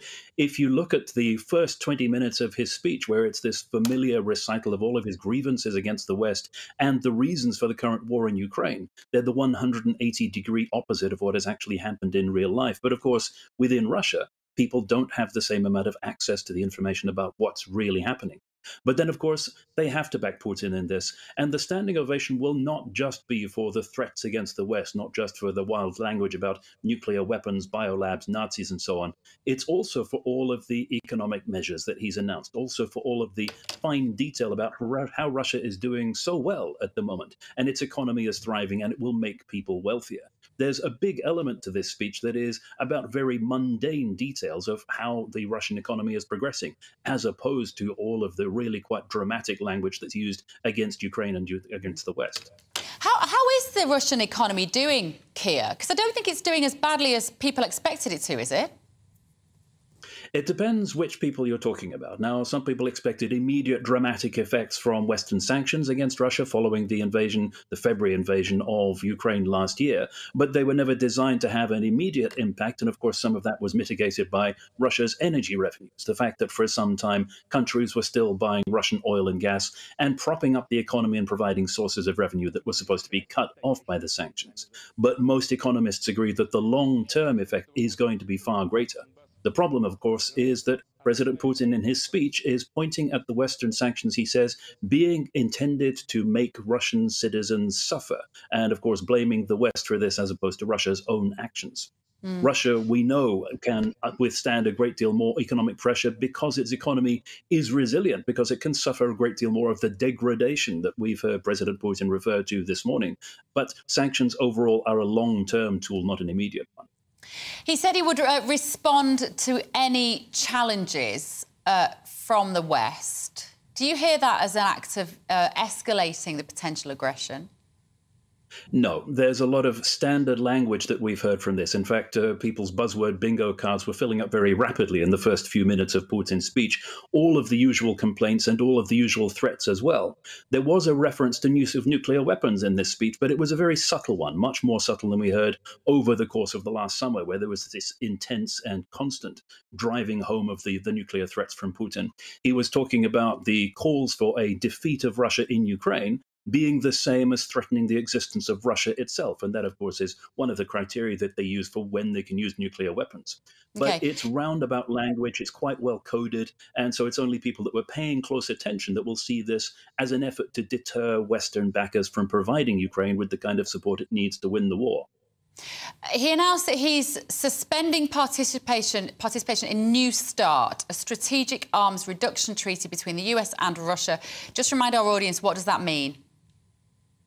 In effect, it's what we started talking about at the beginning of this interview. It's Russia stepping away from one of the few remaining arms control treaties, in this case regarding nuclear weapons, that actually kept the development of nuclear weapons on both sides under control. And again, the specific rationale that he has pointed to for doing this is the fact that the UK and France are not included in that. He's also said that Russia may resume nuclear testing. That, too, is an expected development, but he specifically ruled out that happening unless the United States starts first. So that is an interesting twist on things that we were thinking were going to happen anyway. OK, thank you. Keir Giles there. Thank you very much. Let me know what you think about that speech from Putin this morning. No great surprises in that. He could have ramped up the aggression rhetoric much more than he did. I think we can probably breathe a little sigh of relief, actually, about that this morning. GBViews at gbnews.uk. OK. At the weekend, there were some big protests in various cities around the UK against this idea of low-traffic neighbourhoods, 15-minute cities. There was one little girl, you might call her the anti-Greta Thunberg. Have a listen to this. Me as a 12-year-old walking home in the dark alone. Is that really going to be safe? Then they will say, oh, don't worry about that. We've already thought of that. You'll be safe. We will have 1,000 cameras on the streets following you and tracking you all the way home. Oh, and just remember, it's for your safety. What? Are you serious? Do you really think I want to be watched every second of the day? Are you serious? I love her. I don't know about you, but I think she's fantastic. I'm joined now by independent researcher and writer Ben Pyle and senior lecturer in sustainable construction and climate change, John Grant. Ben, let me come to you first. Morning, gentlemen. Just explain to our listeners and our viewers the idea behind the 15-minute cities. Well, I think 15-minute cities is probably quite a broad category of policies that local councils are adopting, and they've generated a lot of confusion about what their intentions are. Some of the councils are saying that people have misunderstood what they wanted to do and that 15-minute cities is just a way of calming the traffic. But actually, in places like Oxford, it was the council itself which confused the issue of climate change, air pollution reduction and congestion reduction. So it's all kind of a bit of a mess on the as it were the pro-green side, and there seems to be very much a continuation of the anti-car, anti-motorist, anti-private transport and anti-freedom of movement policies that we've been seeing over the last 20 years or so, but have been really amped up during the COVID crisis, which has really emboldened the green lobby as it's acting in local governments, local authorities and national governments. And of course, globally, there's a very important global dimension to all of this. So I think it really is for local authorities to explain by what they mean by 15-minute cities and come back to the populations of those cities and say, well, do you want this? Do you want this? Because that's the thing that's been missing from all this for the duration. Some sort of democratic mandate.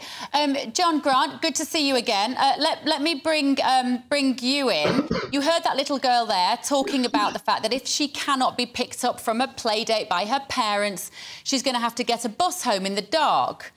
Is it worth putting children at risk to somehow save the planet in 100 years' time? Well, firstly, it's not 100 years' time. And secondly, there's no one saying you're not allowed to use your car. It's just really annoying when you have to travel much further if you are an essential car user. Nobody's saying that a little girl's life should be put in danger. But you and can't. no one But is talking about extra cameras. No, but her point is right, though. If I am living in, and I do live in a ULEZ zone, and I'm living in one of those low-traffic neighbourhoods, if I can't take my car down certain roads and I'm forced onto the main arterial roads to pick up my little girl from a house that might only be a short distance away, I have to go round the block and pollute the atmosphere while I'm doing it in my car. It makes no sense. No, what you should do, of course, is to be with her and maybe ideally get home a lot quicker on your bike or walking. How? What, at 10 o'clock at night? But then you drive. The roads are going to be a lot quieter on those busier roads anyway, aren't they? So you know, this has got to be dealt with sensibly. We have to reduce the number of vehicles on our roads. One lever is to stop people rat running through urban areas like this so that you can reduce the pollution and you can make it advantageous to walk or cycle. And this is one of those levers. And it has the advantage of reducing the emissions and the pollution in the air, and also improving for everyone the opportunities to travel to services close to where they live.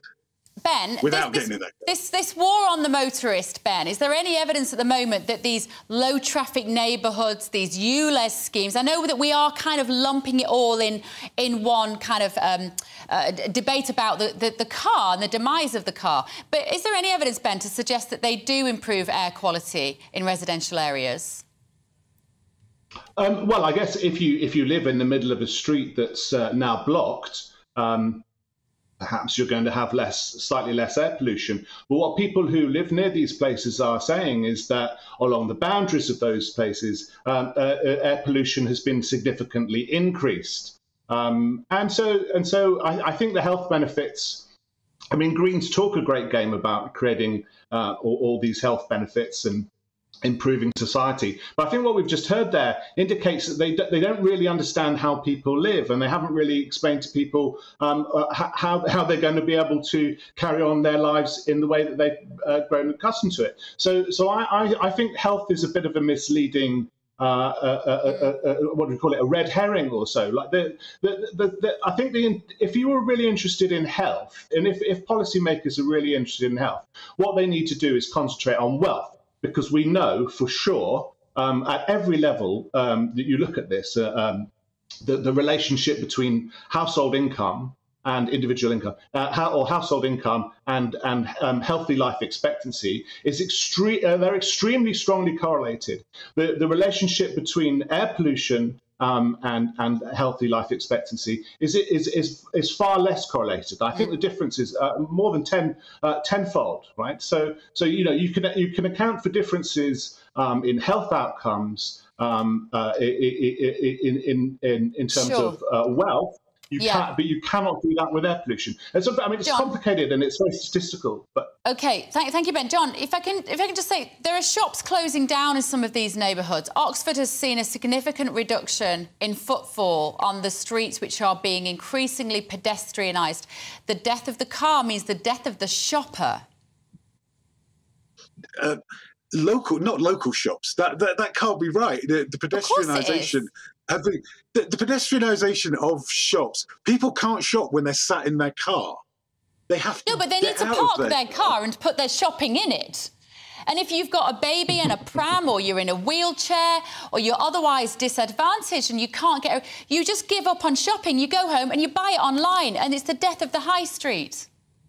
The whole point of the 15-minute city is supposed to be to have local services for local people. The fact that we're in a transition and that those local shops are going to be supported by the local people, you can't just pick a moment in time and say, whilst we're in transition, it's bad. Yes, while we're in transition, it is going to be difficult. This is, as I said, one of many levers that we're going to have to pull on. Business as usual with cars and congestion just can't continue. I'm sorry. I wish that personal travel in its current form could continue. But in inner cities, that isn't working. It just isn't working, and the congestion levels. Insanity, John. The insanity of the British individual not being allowed to drive a car while China continues to create coal-fired power stations every month. I can't get my head around it. You can't justify it. Firstly, you can't bring in China on a 15-minute city argument. All right, you can bring in, but it's just not right. What we're talking about here is, can we improve the quality of our cities and the resilience of people, both rich people who own cars and poor people who don't? And can we improve their lives? Poor people own cars too. Poor people own cars. Poor people own cars.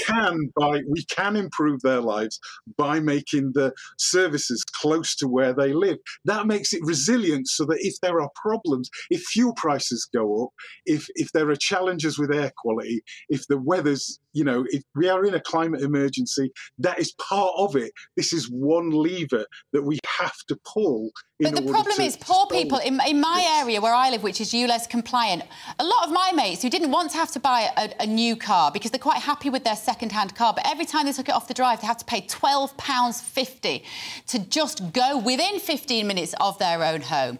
The war on the motorist, I think, is going to be one of the biggest crimes of our time, and we have to find a solution, I agree, but this is not it. Gentlemen, it's really lovely to talk to you again, John. I appreciate the inputs. We will pick this up again, no doubt. Ben Pyle and John Grant there.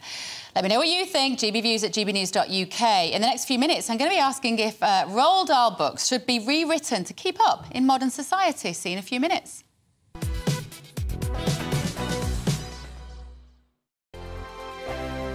It's all about family, being in people's living rooms, all the interaction and getting to know who our viewers and listeners are. When I was young, my dad used to say, Nana, stop arguing. I wanted an outlet that would enable me to give my opinion. People are going through a really hard time right now, and I know that you don't feel like you're being listened to by the establishment. I came to GB News because it's the People's Channel, and I want the audience to have their say on the events of the day. We're dynamic. We do something different. Democracy shows that the wisdom of the nation is in its people. I get to travel to find out what the story is from a personal perspective. The British people aren't fools. We know when we're not being told the full story. We've got to work out how Britain moves forward from this. It's the best country in the world. The establishment had their chance. Now we're here to represent your views. Britain's watching. Britain's watching. Britain's watching. We're proud to be GB News. The People's Channel. Britain's news channel. Join my show Farage, 7 p.m. till 8 p.m. Monday through Thursday, and there you will get opinion, analysis, debate, and I'll cover stories that nobody else dares to touch. You've been cancelled. Join the club. Oh my goodness me. And then for the last 15 minutes, talking pints. We're over a drink. We have a civilised conversation with someone. We very often disagree, but we do it in a grown-up way. Come and join me on Farage. We are GB News, the People's Channel. And right across the United Kingdom. You can find us on Sky Channel 512, Virgin Media Channel 604, Freesat Channel 216, Freeview Channel 236, and YouView Channel 236. You can also take us with you on DAB+ radio, with the GB News app and at the website gbnews.uk. We're absolutely everywhere. Come join us on GB News, the People's Channel, Britain's news channel. He's the king of breakfast TV, and he's back. Eamon Holmes back on the TV with me this morning. Even remember my name. I know, it's been 4 months. You have holy water by your bed? Oh yes, already to bless. Yeah. Oh, Eamon. Oh. Why do you not believe anything I say? Eamon Holmes back on GB News Breakfast at 6 a.m. Hello, I'm Esther McVeigh. And I'm Philip Davis. Whether you're watching or listening on TV, online or on radio, we handpick the latest stories, debates and expert opinions for your weekend. So whether that's politics, news or showbiz, we've got it covered. Join us every Saturday morning at 10 o'clock on GB News. We are GB News, the People's Channel. Why not take us home with you by visiting the GB News shop at gbnews.store. You'll find all the official merchandise, a really good present actually for yourself, your friends or your family. We ship across the UK mainland at no extra cost. GB News, the People's Channel.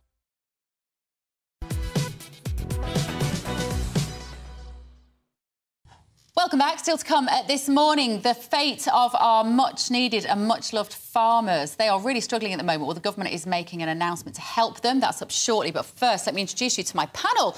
My guests are still here. Political editor of the Daily Express, Sam Lister, and former Labour MP, Stephen Pound. Right, I'm going to come to you first, Stephen, this time. Roald Dahl. Wonderful writer, the best children's books in history, apparently no longer suitable for children in 2023. What utter total nonsense this truly is. Look, imagine this is a broad spectrum. There's certain, you remember Agatha Christie's 10 little, and Conrad's book, of the Narcissus. There's certain words you don't use. Yes. That's no. But to actually say you can't call someone fat, you've got to call them enormous, ludicrous. And as for Mrs. Trunchbull not having a horsey face, well, she did have a horsey face. You can't say horsey face. It upsets Are you people. upsetting horses, or who are you upsetting? I'm sorry. No, look, these are great, and kids actually love it. I mean, there's some real villainous characters. Mr. Fox is a complete rascal. Yeah. Fantastic. Well, fantastic. Mr. Fox now, Sam, doesn't have 3 sons. He has 3 daughters. Well, I just think it's actual fraud, if we're honest. Yeah. I mean, they've wholesale rewritten these books. It's not the original work of Roald Dahl. And as Stephen says, there are certain words that now are just unacceptable, and I don't have a problem with certain words being changed for... Fat is not one of those, surely. No, fat is not one of those. They've taken out black, white, in case that offends anybody, even though it's referring to tractors rather than people. And referring to the Oompa Loompas. Yeah. Who were orange in the movie. Yeah, and they've added in phrases as well because I think witches, in the witches wear wigs. Yes. And so to make sure people who wear wigs don't feel offended, they've added in a line saying it's fine to wear wigs. I mean, There are many reasons why women might be bald, and that's OK. Yeah, and that's, What do we think? What must these publishers think children are like? They must think that they're weak milquetoast. Exactly. But look, the Roald Dahl, all his back history has now been sold to a company called the Roald Dahl Literary Foundation. And Netflix. And when Netflix own it, Yes. and they're also twinned with something called the Sensitivity Project. Oh, give me strength. Why did I know that would be... Maybe when I leave GB News, I'll go and work at the Sensitivity Project. I might go in there in disguise and infiltrate the Sensitivity Project just to tell people to toughen up. I would give the Sensitivity Project 2 days. Look, maybe there is a serious point. There's not. I'm not even going to pretend. There's just not. It's ridiculous. If you can't have characters whose character is built on their physical idiosyncrasies, Sam, and read those to your children, and you might say, wow, you can even start a conversation, can't you, where you say, gosh, in 1950s or whenever the books were written, I think it was about 50s or 60s, was it, Roald Dahl? Well, he's writing from 1948 onwards, until he died in 73. And you might even have a conversation. Isn't it funny that they would use that language now, but we wouldn't use that language now? That is what debating literature is about with kids, not sanitising it in case you might upset them, because you know what kids do? They still call other kids fat. Yeah. I mean, there's nothing you can do about that. Kids will call each other Kids will call each other names. Everyone always picks on Well, do you remember there was a woman called Mrs. Bowdler around about the 1890s who got the entire works of Shakespeare, and she took out all the fruity bits, all the dodgy bits. What was she left with? 2 pages. Exactly. Now, this is a story that I absolutely love. It's in the Express this morning. Now, this was a woman on a website called Reddit. It's a bit like it's a Mumsnet discussion forum. She booked a window seat on an aeroplane, and when she got on the plane, there was a little girl sat in the window seat with her father next to her, and she sat down he said, you can have the aisle seat because my daughter's in the window seat. And she said she sat there for a bit, and then she kind of texted her dad, and her dad said, I bought you that ticket, you've booked that, it's a 9-hour flight, that window seat is yours. So she kicked the little girl out, and then was made to feel terrible with the father saying, you've made her cry. Honestly, Stephen, these things, would you call them milk toasts? I like that word. It's an often underused word. This is the milk toast generation. This is the problem, isn't it? No. I mean, I think anybody mollycoddling their kids. Anybody who wants to sit in the window seat is fairly bonkers, or else they've got a very, very strong bladder. I agree on that. In my opinion. So, look, I mean, I would always, virtually everything in life is a young child involved, give them what they want, up to a point. Up to a point. But do you remember the time when you texting your dad, I mean, what's all that about? Well, I don't know. I don't know how old this woman, maybe she's in her 20s and her dad said, I've bought you the ticket. I don't know. I don't know the story. But, I mean, I think the point is, though, Sam, I'm starting to sound like such a geriatric, aren't I? Like, when we were growing up, I would be made to give up my seat for an adult.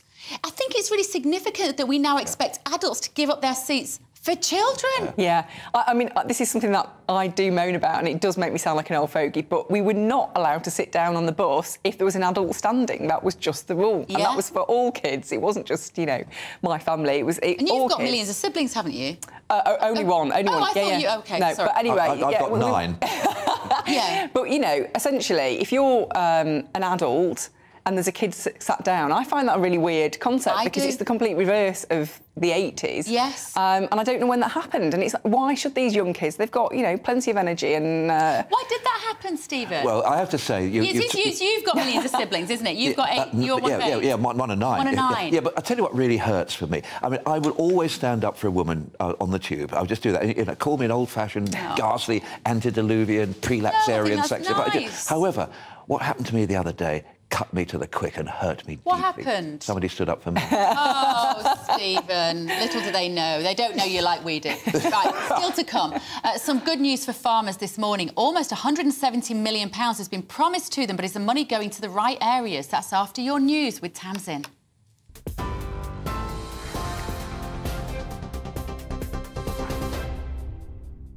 Bev, thank you. It's 11:32. Here are the headlines. The Prime Minister's under pressure as speculation mounts over a possible deal on the Northern Ireland Protocol. There's suggestion Rishi Sunak could be facing a rebellion and possible resignations if Northern Ireland's place in the Union is put at risk. The Foreign Secretary, James Cleverly, and the EU's Maros Sefcovic are due to hold in-person talks this week after what was described as a productive video discussion. Russia is suspending its participation in the nuclear arms treaty with the United States. Vladimir Putin made the announcement during a major speech on the war in Ukraine, where he also accused the West of trying to acquire limitless power. He said sanctions, which were designed to make Russians suffer, have failed because the economy is stronger than Western powers anticipated. Meanwhile, 2 former Prime Ministers are urging the government to send fighter jets to Ukraine. Liz Truss and Boris Johnson say air support is desperately needed to win the war, which began almost a year ago when Russia invaded the country. Last week, the Defence Secretary Ben Wallace suggested it could be years before the UK sends planes to Kyiv. The Turkey-Syria border has been hit by another earthquake 2 weeks after huge tremors rocked the region, killing more than 47,000 people. The latest quake of magnitude 6.4 has claimed at least 6 lives. Almost 300 people were also injured. TV, online and DAB+ radio, this is GB News. Now, it's back to Bev.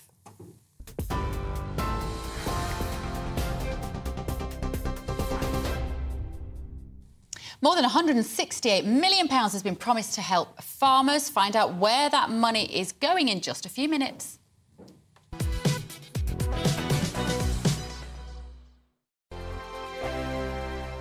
It's all about family, being in people's living rooms, all the interaction and getting to know who our viewers and listeners are. When I was young, my dad used to say, Nana, stop arguing. I wanted an outlet that would enable me to give my opinion. People are going through a really hard time right now, and I know that you don't feel like you're being listened to by the establishment. I came to GB News because it's the people's channel, and I want the audience to have their say on the events of the day. We're dynamic. We do something different. Democracy shows that the wisdom of the nation is in its people. I get to travel to find out what the story is from a personal perspective. The British people aren't fools. We know when we're not being told the full story. We've got to work out how Britain moves forward from this. It's the best country in the world. The establishment had their chance. Now we're here to represent your views. Britain's watching. Britain's watching. Britain's watching. We're proud to be GB News. The People's Channel. Britain's news channel. Hi, Andrew Pierce here. Join me every Friday lunchtime for a proper no-nonsense debrief of the week's events. With special guests in the studio and the GB News team on the ground, I'll be getting you up to date with news, some intelligent discussion and my own sharp take. The weekend starts here with me every Friday lunchtime on GB News, the People's Channel, Britain's news channel. I'm Andrew Doyle. Join me at 7 o'clock every Sunday night for Free Speech Nation, the show where I tackle the week's biggest stories in politics and current affairs with the help of my 2 comedian panellists and a variety of special guests. Free Speech Nation, Sunday nights from 7 on GB News, the People's Channel, Britain's news channel. Join me, Patrick Christie's, Monday to Friday, 3 till 6. We tackle the day's news agenda like you've never seen before. It's high tempo, high octane, the most controversial topics, and the best guests. You will not be able to take your eyes and ears off it. I'm not afraid to ask the questions that you really want answered. 3 till 6 p.m, Monday to Friday on GB News, the People's Channel, Britain's news channel.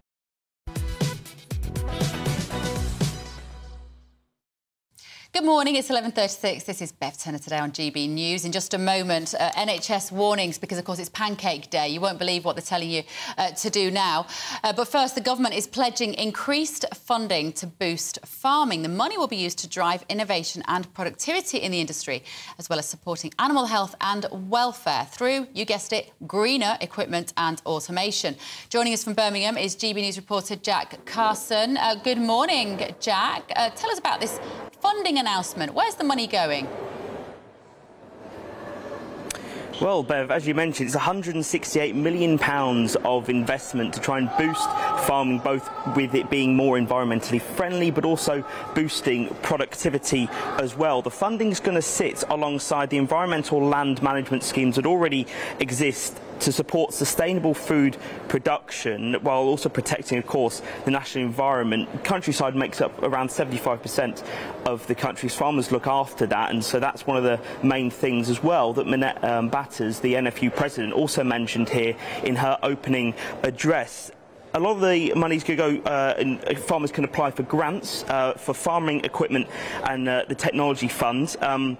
Which goes into things, of course, like how to improve productivity, sustainability, better equipment, as well as also funding small abattoirs to improve the welfare of animals through shorter journey times to slaughter. The grants include between £1,000 up to £25,000, and also the Farming Transformation Fund, which is also part of this scheme, £25,000 up to £500,000. There's some serious investment, but farmers here, the feeling here is that they don't want government to talk the talk, they want them to start walking the walk. That was one of the other messages that Minette Batters delivered in her opening address, as well as what the key things for them and the NFU here at conference going forward are, of course, the environment and farmers being the pioneers in Britain for how to have sustainable and net zero food production, but also the importance of backing British farming and holding Rishi Sunak and this Conservative government account for actually backing British farmers and the importance of domestic food production and food security. OK, thank you very much, Jack. Jack Carson there in Birmingham. Well, I'm joined now by Gareth Wynne-Jones, a farmer from beautiful Snowdonia, joining us this morning with his thoughts. And the sun is shining there, Gareth, but I know that times are not easy for farmers at the moment, particularly following our Brexit decision. Does it sound like good news for you? Is this the financial support that farmers need? Is it enough, and is it going to go in the right places? Well, you know, 12 months ago, I said on your programme that we were sleepwalking into food shortages. We're seeing it now in the supermarkets. Eggs were the first thing, you know, we've seen now tomatoes and a lot of the veg and the salads and things. We have to be more food secure in this country. We have to start addressing the problem. And yeah, okay, give them some money, but I would say that's peanuts, absolute peanuts. What we need to do is look at seasonality, how we're growing things. I was on a farm doing some filming work last week, and it was an amazing idea. So they're using waste food from Morrison's, and they are producing maggots, small tiny little maggots, and feeding them to the chickens. You know, looking back at what our forefathers did, these animals would have eaten insects and a lot of grubs then, and the eggs are bigger, you know, the chickens are happier, better coverage of their feathers. They just look healthier and happier. So, you know, innovation and technology is part of what we need in this country, but as well, we need to be backing British agriculture, and we need to build a better Britain on our bellies, and these are all very, very relevant to what the government should be looking at. And this country is going to go hungry if it doesn't wake up and smell the coffee, because there isn't, you know, an end-all of food coming in. Everybody's struggling. They are in Spain now struggling with food. Sorry? Why are there food shortages? Well, because, like I said last year, you know, hikes in fertiliser prices, unbelievable. You know, last year you were talking about £1,200 to £1,500 a tonne for some fertilisers, and energy costs. So if you want to grow tomatoes out of season, it's going to cost you a fortune. And it's the same with the eggs. You know, the feed for them eggs were just so expensive. The supermarket wasn't stepping up to give the farmer a fair price for what they were producing. So every egg these farmers were producing, they were losing money. So what they do is they pull the plug on it. And, you know, the food chain is a very, very slow tap. So when you turn that tap off, it drips and drips, and that food will come through to a certain point, and then there's nothing. So do we want to stay dependent on other countries to bring our food in, or do we want to look at innovation? Do we want to start, you know, producing more of our food seasonally, regeneratively, you know, sustainably, environmentally friendly? Yeah, let's use solar. Let's stop planting so many trees in the wrong places in grade 1 agricultural land. Let's start putting solars not on agricultural land. Let's start putting them on industrial units and use that electricity then to produce our fruit and our veg. We can grow these things inside. We can produce our own microclimates, aquaponics. There's so many things we can do in this country, but we need the backing. And I'll say one thing, cheap food comes at a cost. Cheap food comes at a cost to the environment, sometimes to the animal, sometimes to the farmer. And we have to address that. We need to be producing food affordably, sustainably, you know, and environmentally friendly. And it's not easy, but we have to work together to do it. Yeah, absolutely. It isn't easy. We appreciate everything that you do, but as you say, times are really, really hard. That was Gareth Wynne-Jones there, a farmer from Snowdonia. Now, the Prime Minister is chairing a cabinet meeting today amid speculation that ministers could resign over his Brexit deal if it risks Northern Ireland's place within the UK. Yesterday, Home Secretary Suella Braverman became the second member of cabinet to warn Rishi Sunak against ditching the Northern Ireland Protocol bill. Well, GBNews' political editor Darren McCaffrey joins me now from central Belfast. Good morning, Darren. Good to see you. What's the latest? Is Rishi Sunak in trouble? How can he come out of this well? Well, it's clearly proving a lot more difficult for the Prime Minister than he originally had intended. You remember he was in Belfast last week meeting with the political party leaders, trying to get this deal with the EU Commission over the line. Must be said that at the moment he's struggling to do that. We thought it might have been announced yesterday. We thought it might come today. That is not looking very likely. In fact, it's not looking very likely that it might well come this week at all. Now, why is that? For two reasons. First of all, it seems that the DUP, the main unionist party here in Northern Ireland, are thus far not on sides with what the Prime Minister suggested. They say, yes, it's going in the right direction, but it's not quite there where they want it yet. They're playing their cards pretty close to their chest. And then in addition to that, you've got some of the kind of hardcore Brexiteers, if you like, inside the Conservative Party, who are concerned about what the deal will look like and also about that lack of support from the DUP. And so the Prime Minister spent yesterday afternoon in the House of Commons, in Parliament, speaking to lots of Brexit MPs, trying to control and convince them that this deal was a good deal. And at the same time, talks with the EU are continuing. In fact, it's just been announced in the last couple of minutes that James Cleverly, who's the Foreign Secretary, but kind of the lead negotiator with all this when it comes to the British government side, alongside Chris Heaton-Harris, the Northern Ireland Secretary, will be meeting with the EU Commission remotely again today. We're expecting those talks in person later on this week. And all this, of course, while Northern Ireland, Bev, still, frankly, doesn't have a government here. In fact, teachers have just been out on strike today.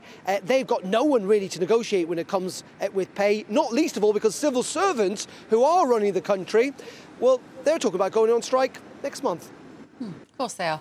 Right, thank you so much, Darren. Darren McCaffrey there. My guest is still here, Sam Lister, Daily Editor, Daily Express political editor, and former Labour MP Stephen Pound. Right, I always get very moved talking to these farmers, you know, because you see those beautiful sweeping shots of our countryside and how important it is and how much we need them. And it feels like they're constantly neglected, doesn't it, Sam, and underappreciated. Britain's farmers battered by Brexit fallout and rising costs say they're union in the press today. What are your thoughts? Yeah, I thought it was a really interesting interview with Gareth there, and I think he makes the good point, which is cheap food comes at a cost. Yeah. And as a nation, we have to decide what's more important. Is it cheap food or is it local food? And often you can't have both. And obviously, with Brexit, part of the kind of bonus of Brexit for many people is that you can go around and negotiate new trade deals with Australia, New Zealand, places like that. Obviously, what these nations want, what the prize is for them, is to have access to our markets, to be able to sell in their cheaper lamb and beef. That has an effect on the local farmers. So, you know, you have to decide what is your priority. Is it the local farmers or is it families being able to get cheaper food? And it's quite a difficult balance to kind of make that. It's really difficult, isn't it? Well, I think it's something we're going to have to grasp this. Look, last week you would have been inundated on February the 14th with red roses. You know, you probably couldn't have got out your front door for lorry loads of them. Do you know, none of them were grown in this country.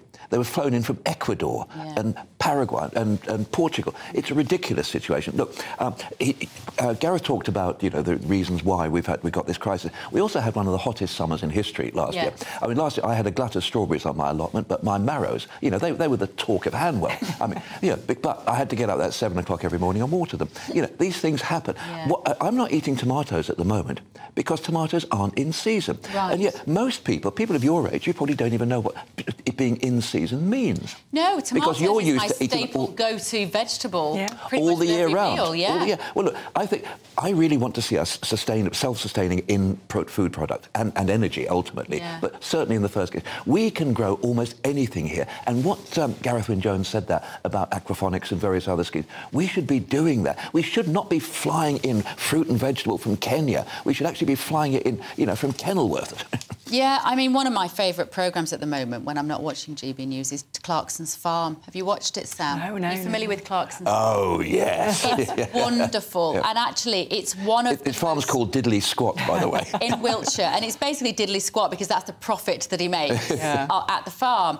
And it gives you such an interesting insight into the challenges and the margins, the tiny margins. You can't help but think supermarkets have to take some responsibility, but then they're passing it on cheaply to their customers. I mean, this ultimately is it. When you go to do your weekly shop, are you prepared to see your prices go up significantly? They already are. To make sure farmers get a better deal. And this is the kind of, you know, people have to kind of think about what is most important to them. And maybe the one thing we can do, I mean, you know, budget permitting, is to buy the fruits and the vegetables which are British grown. When you look on the shelves, there's often a choice, isn't there? But it's quite hard often to find, you know, you can't find British apples even, you know, it's often they're flown in from abroad. Yeah. Well, yeah, because the supermarkets will actually go for the, you know, the lowest possible cost. And, you know, I think we do actually need to recalibrate. I mean, during the lockdown, we had riots in the quinoa counter at Waitrose round my way. You know, who the hell knew what quinoa was? You know, I certainly didn't. You know, is the world a better place because people can eat tofu? I don't know. I don't know. Definitely not. Marrow, very underestimated vegetable.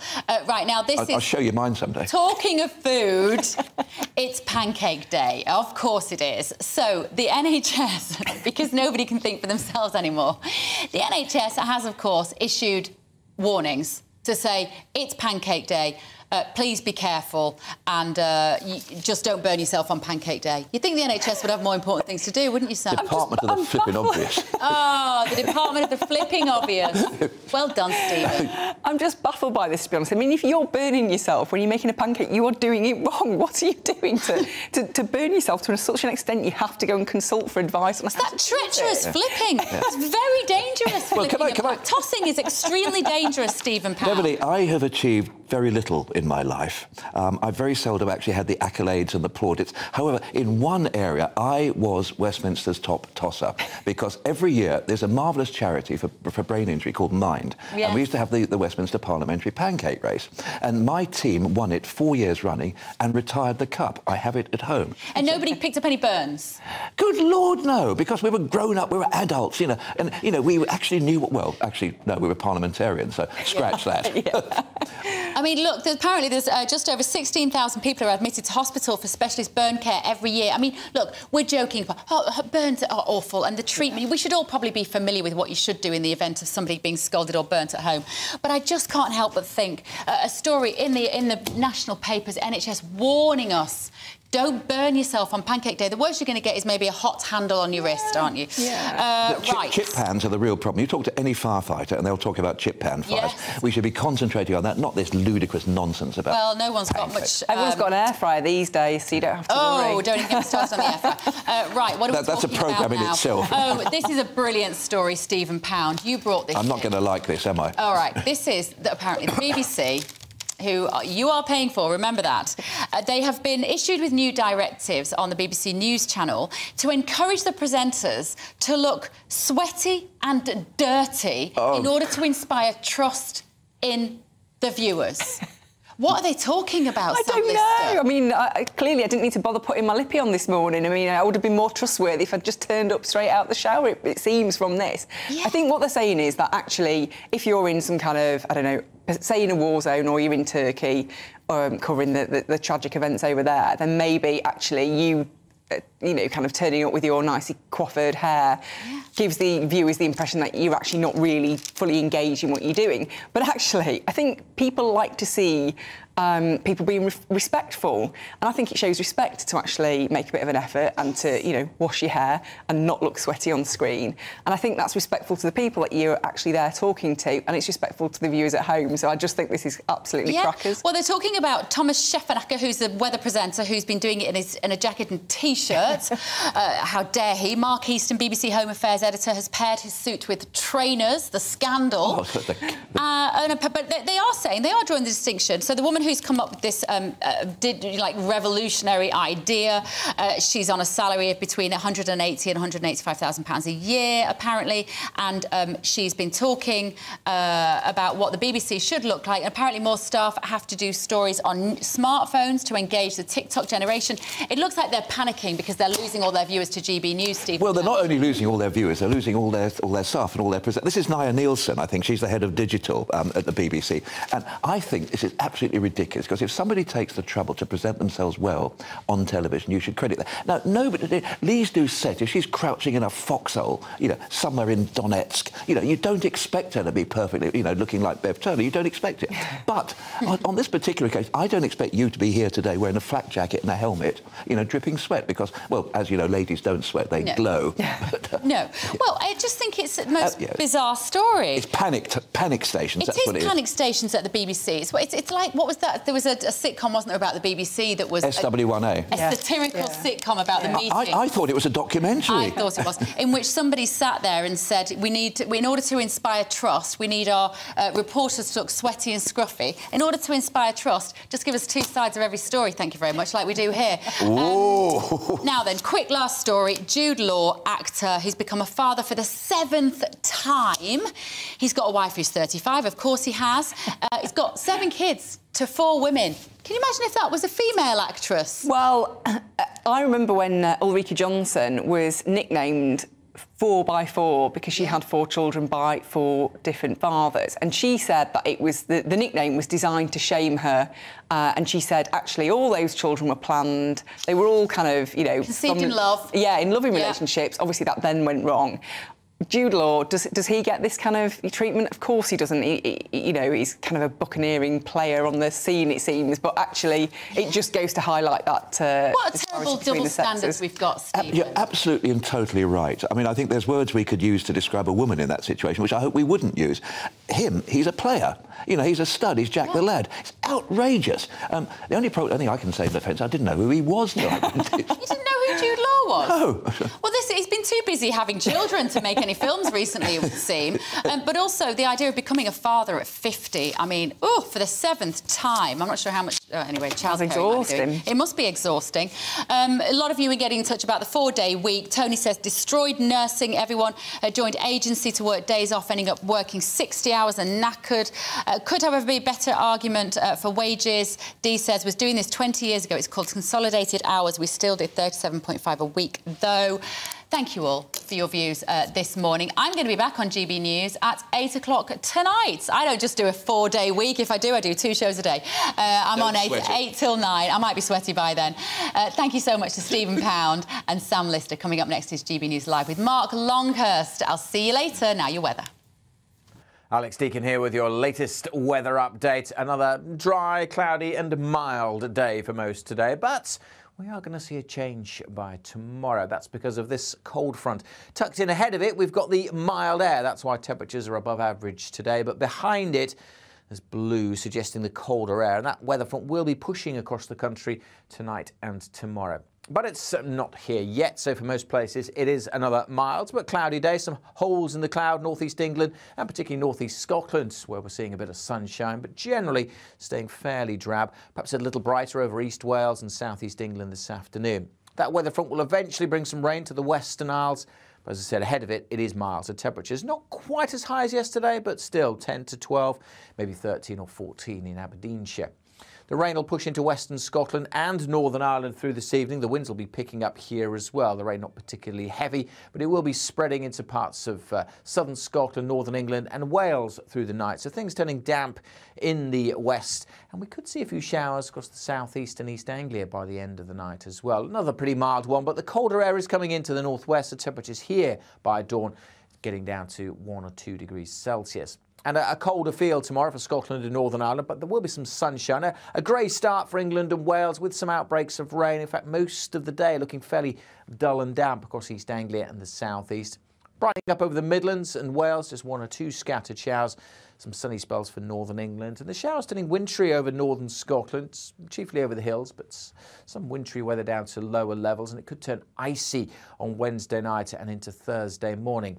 Still some outbreaks of rain across East Anglia and the southeast. They'll linger into Thursday morning, but clearer skies elsewhere and a hint of blue on the chart. Yes, frosts will become a thing once more later this week as things turn a little bit colder.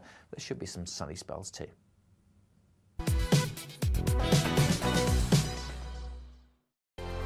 We are GB News, the People's Channel. And right across the United Kingdom. You can find us on Sky Channel 512. Virgin Media Channel 604. Freesat Channel 216. Freeview Channel 236. And YouView Channel 236. You can also take us with you on DAB+ radio. With the GB News app and at the website gbnews.uk. We're absolutely everywhere. Come join us on GB News, the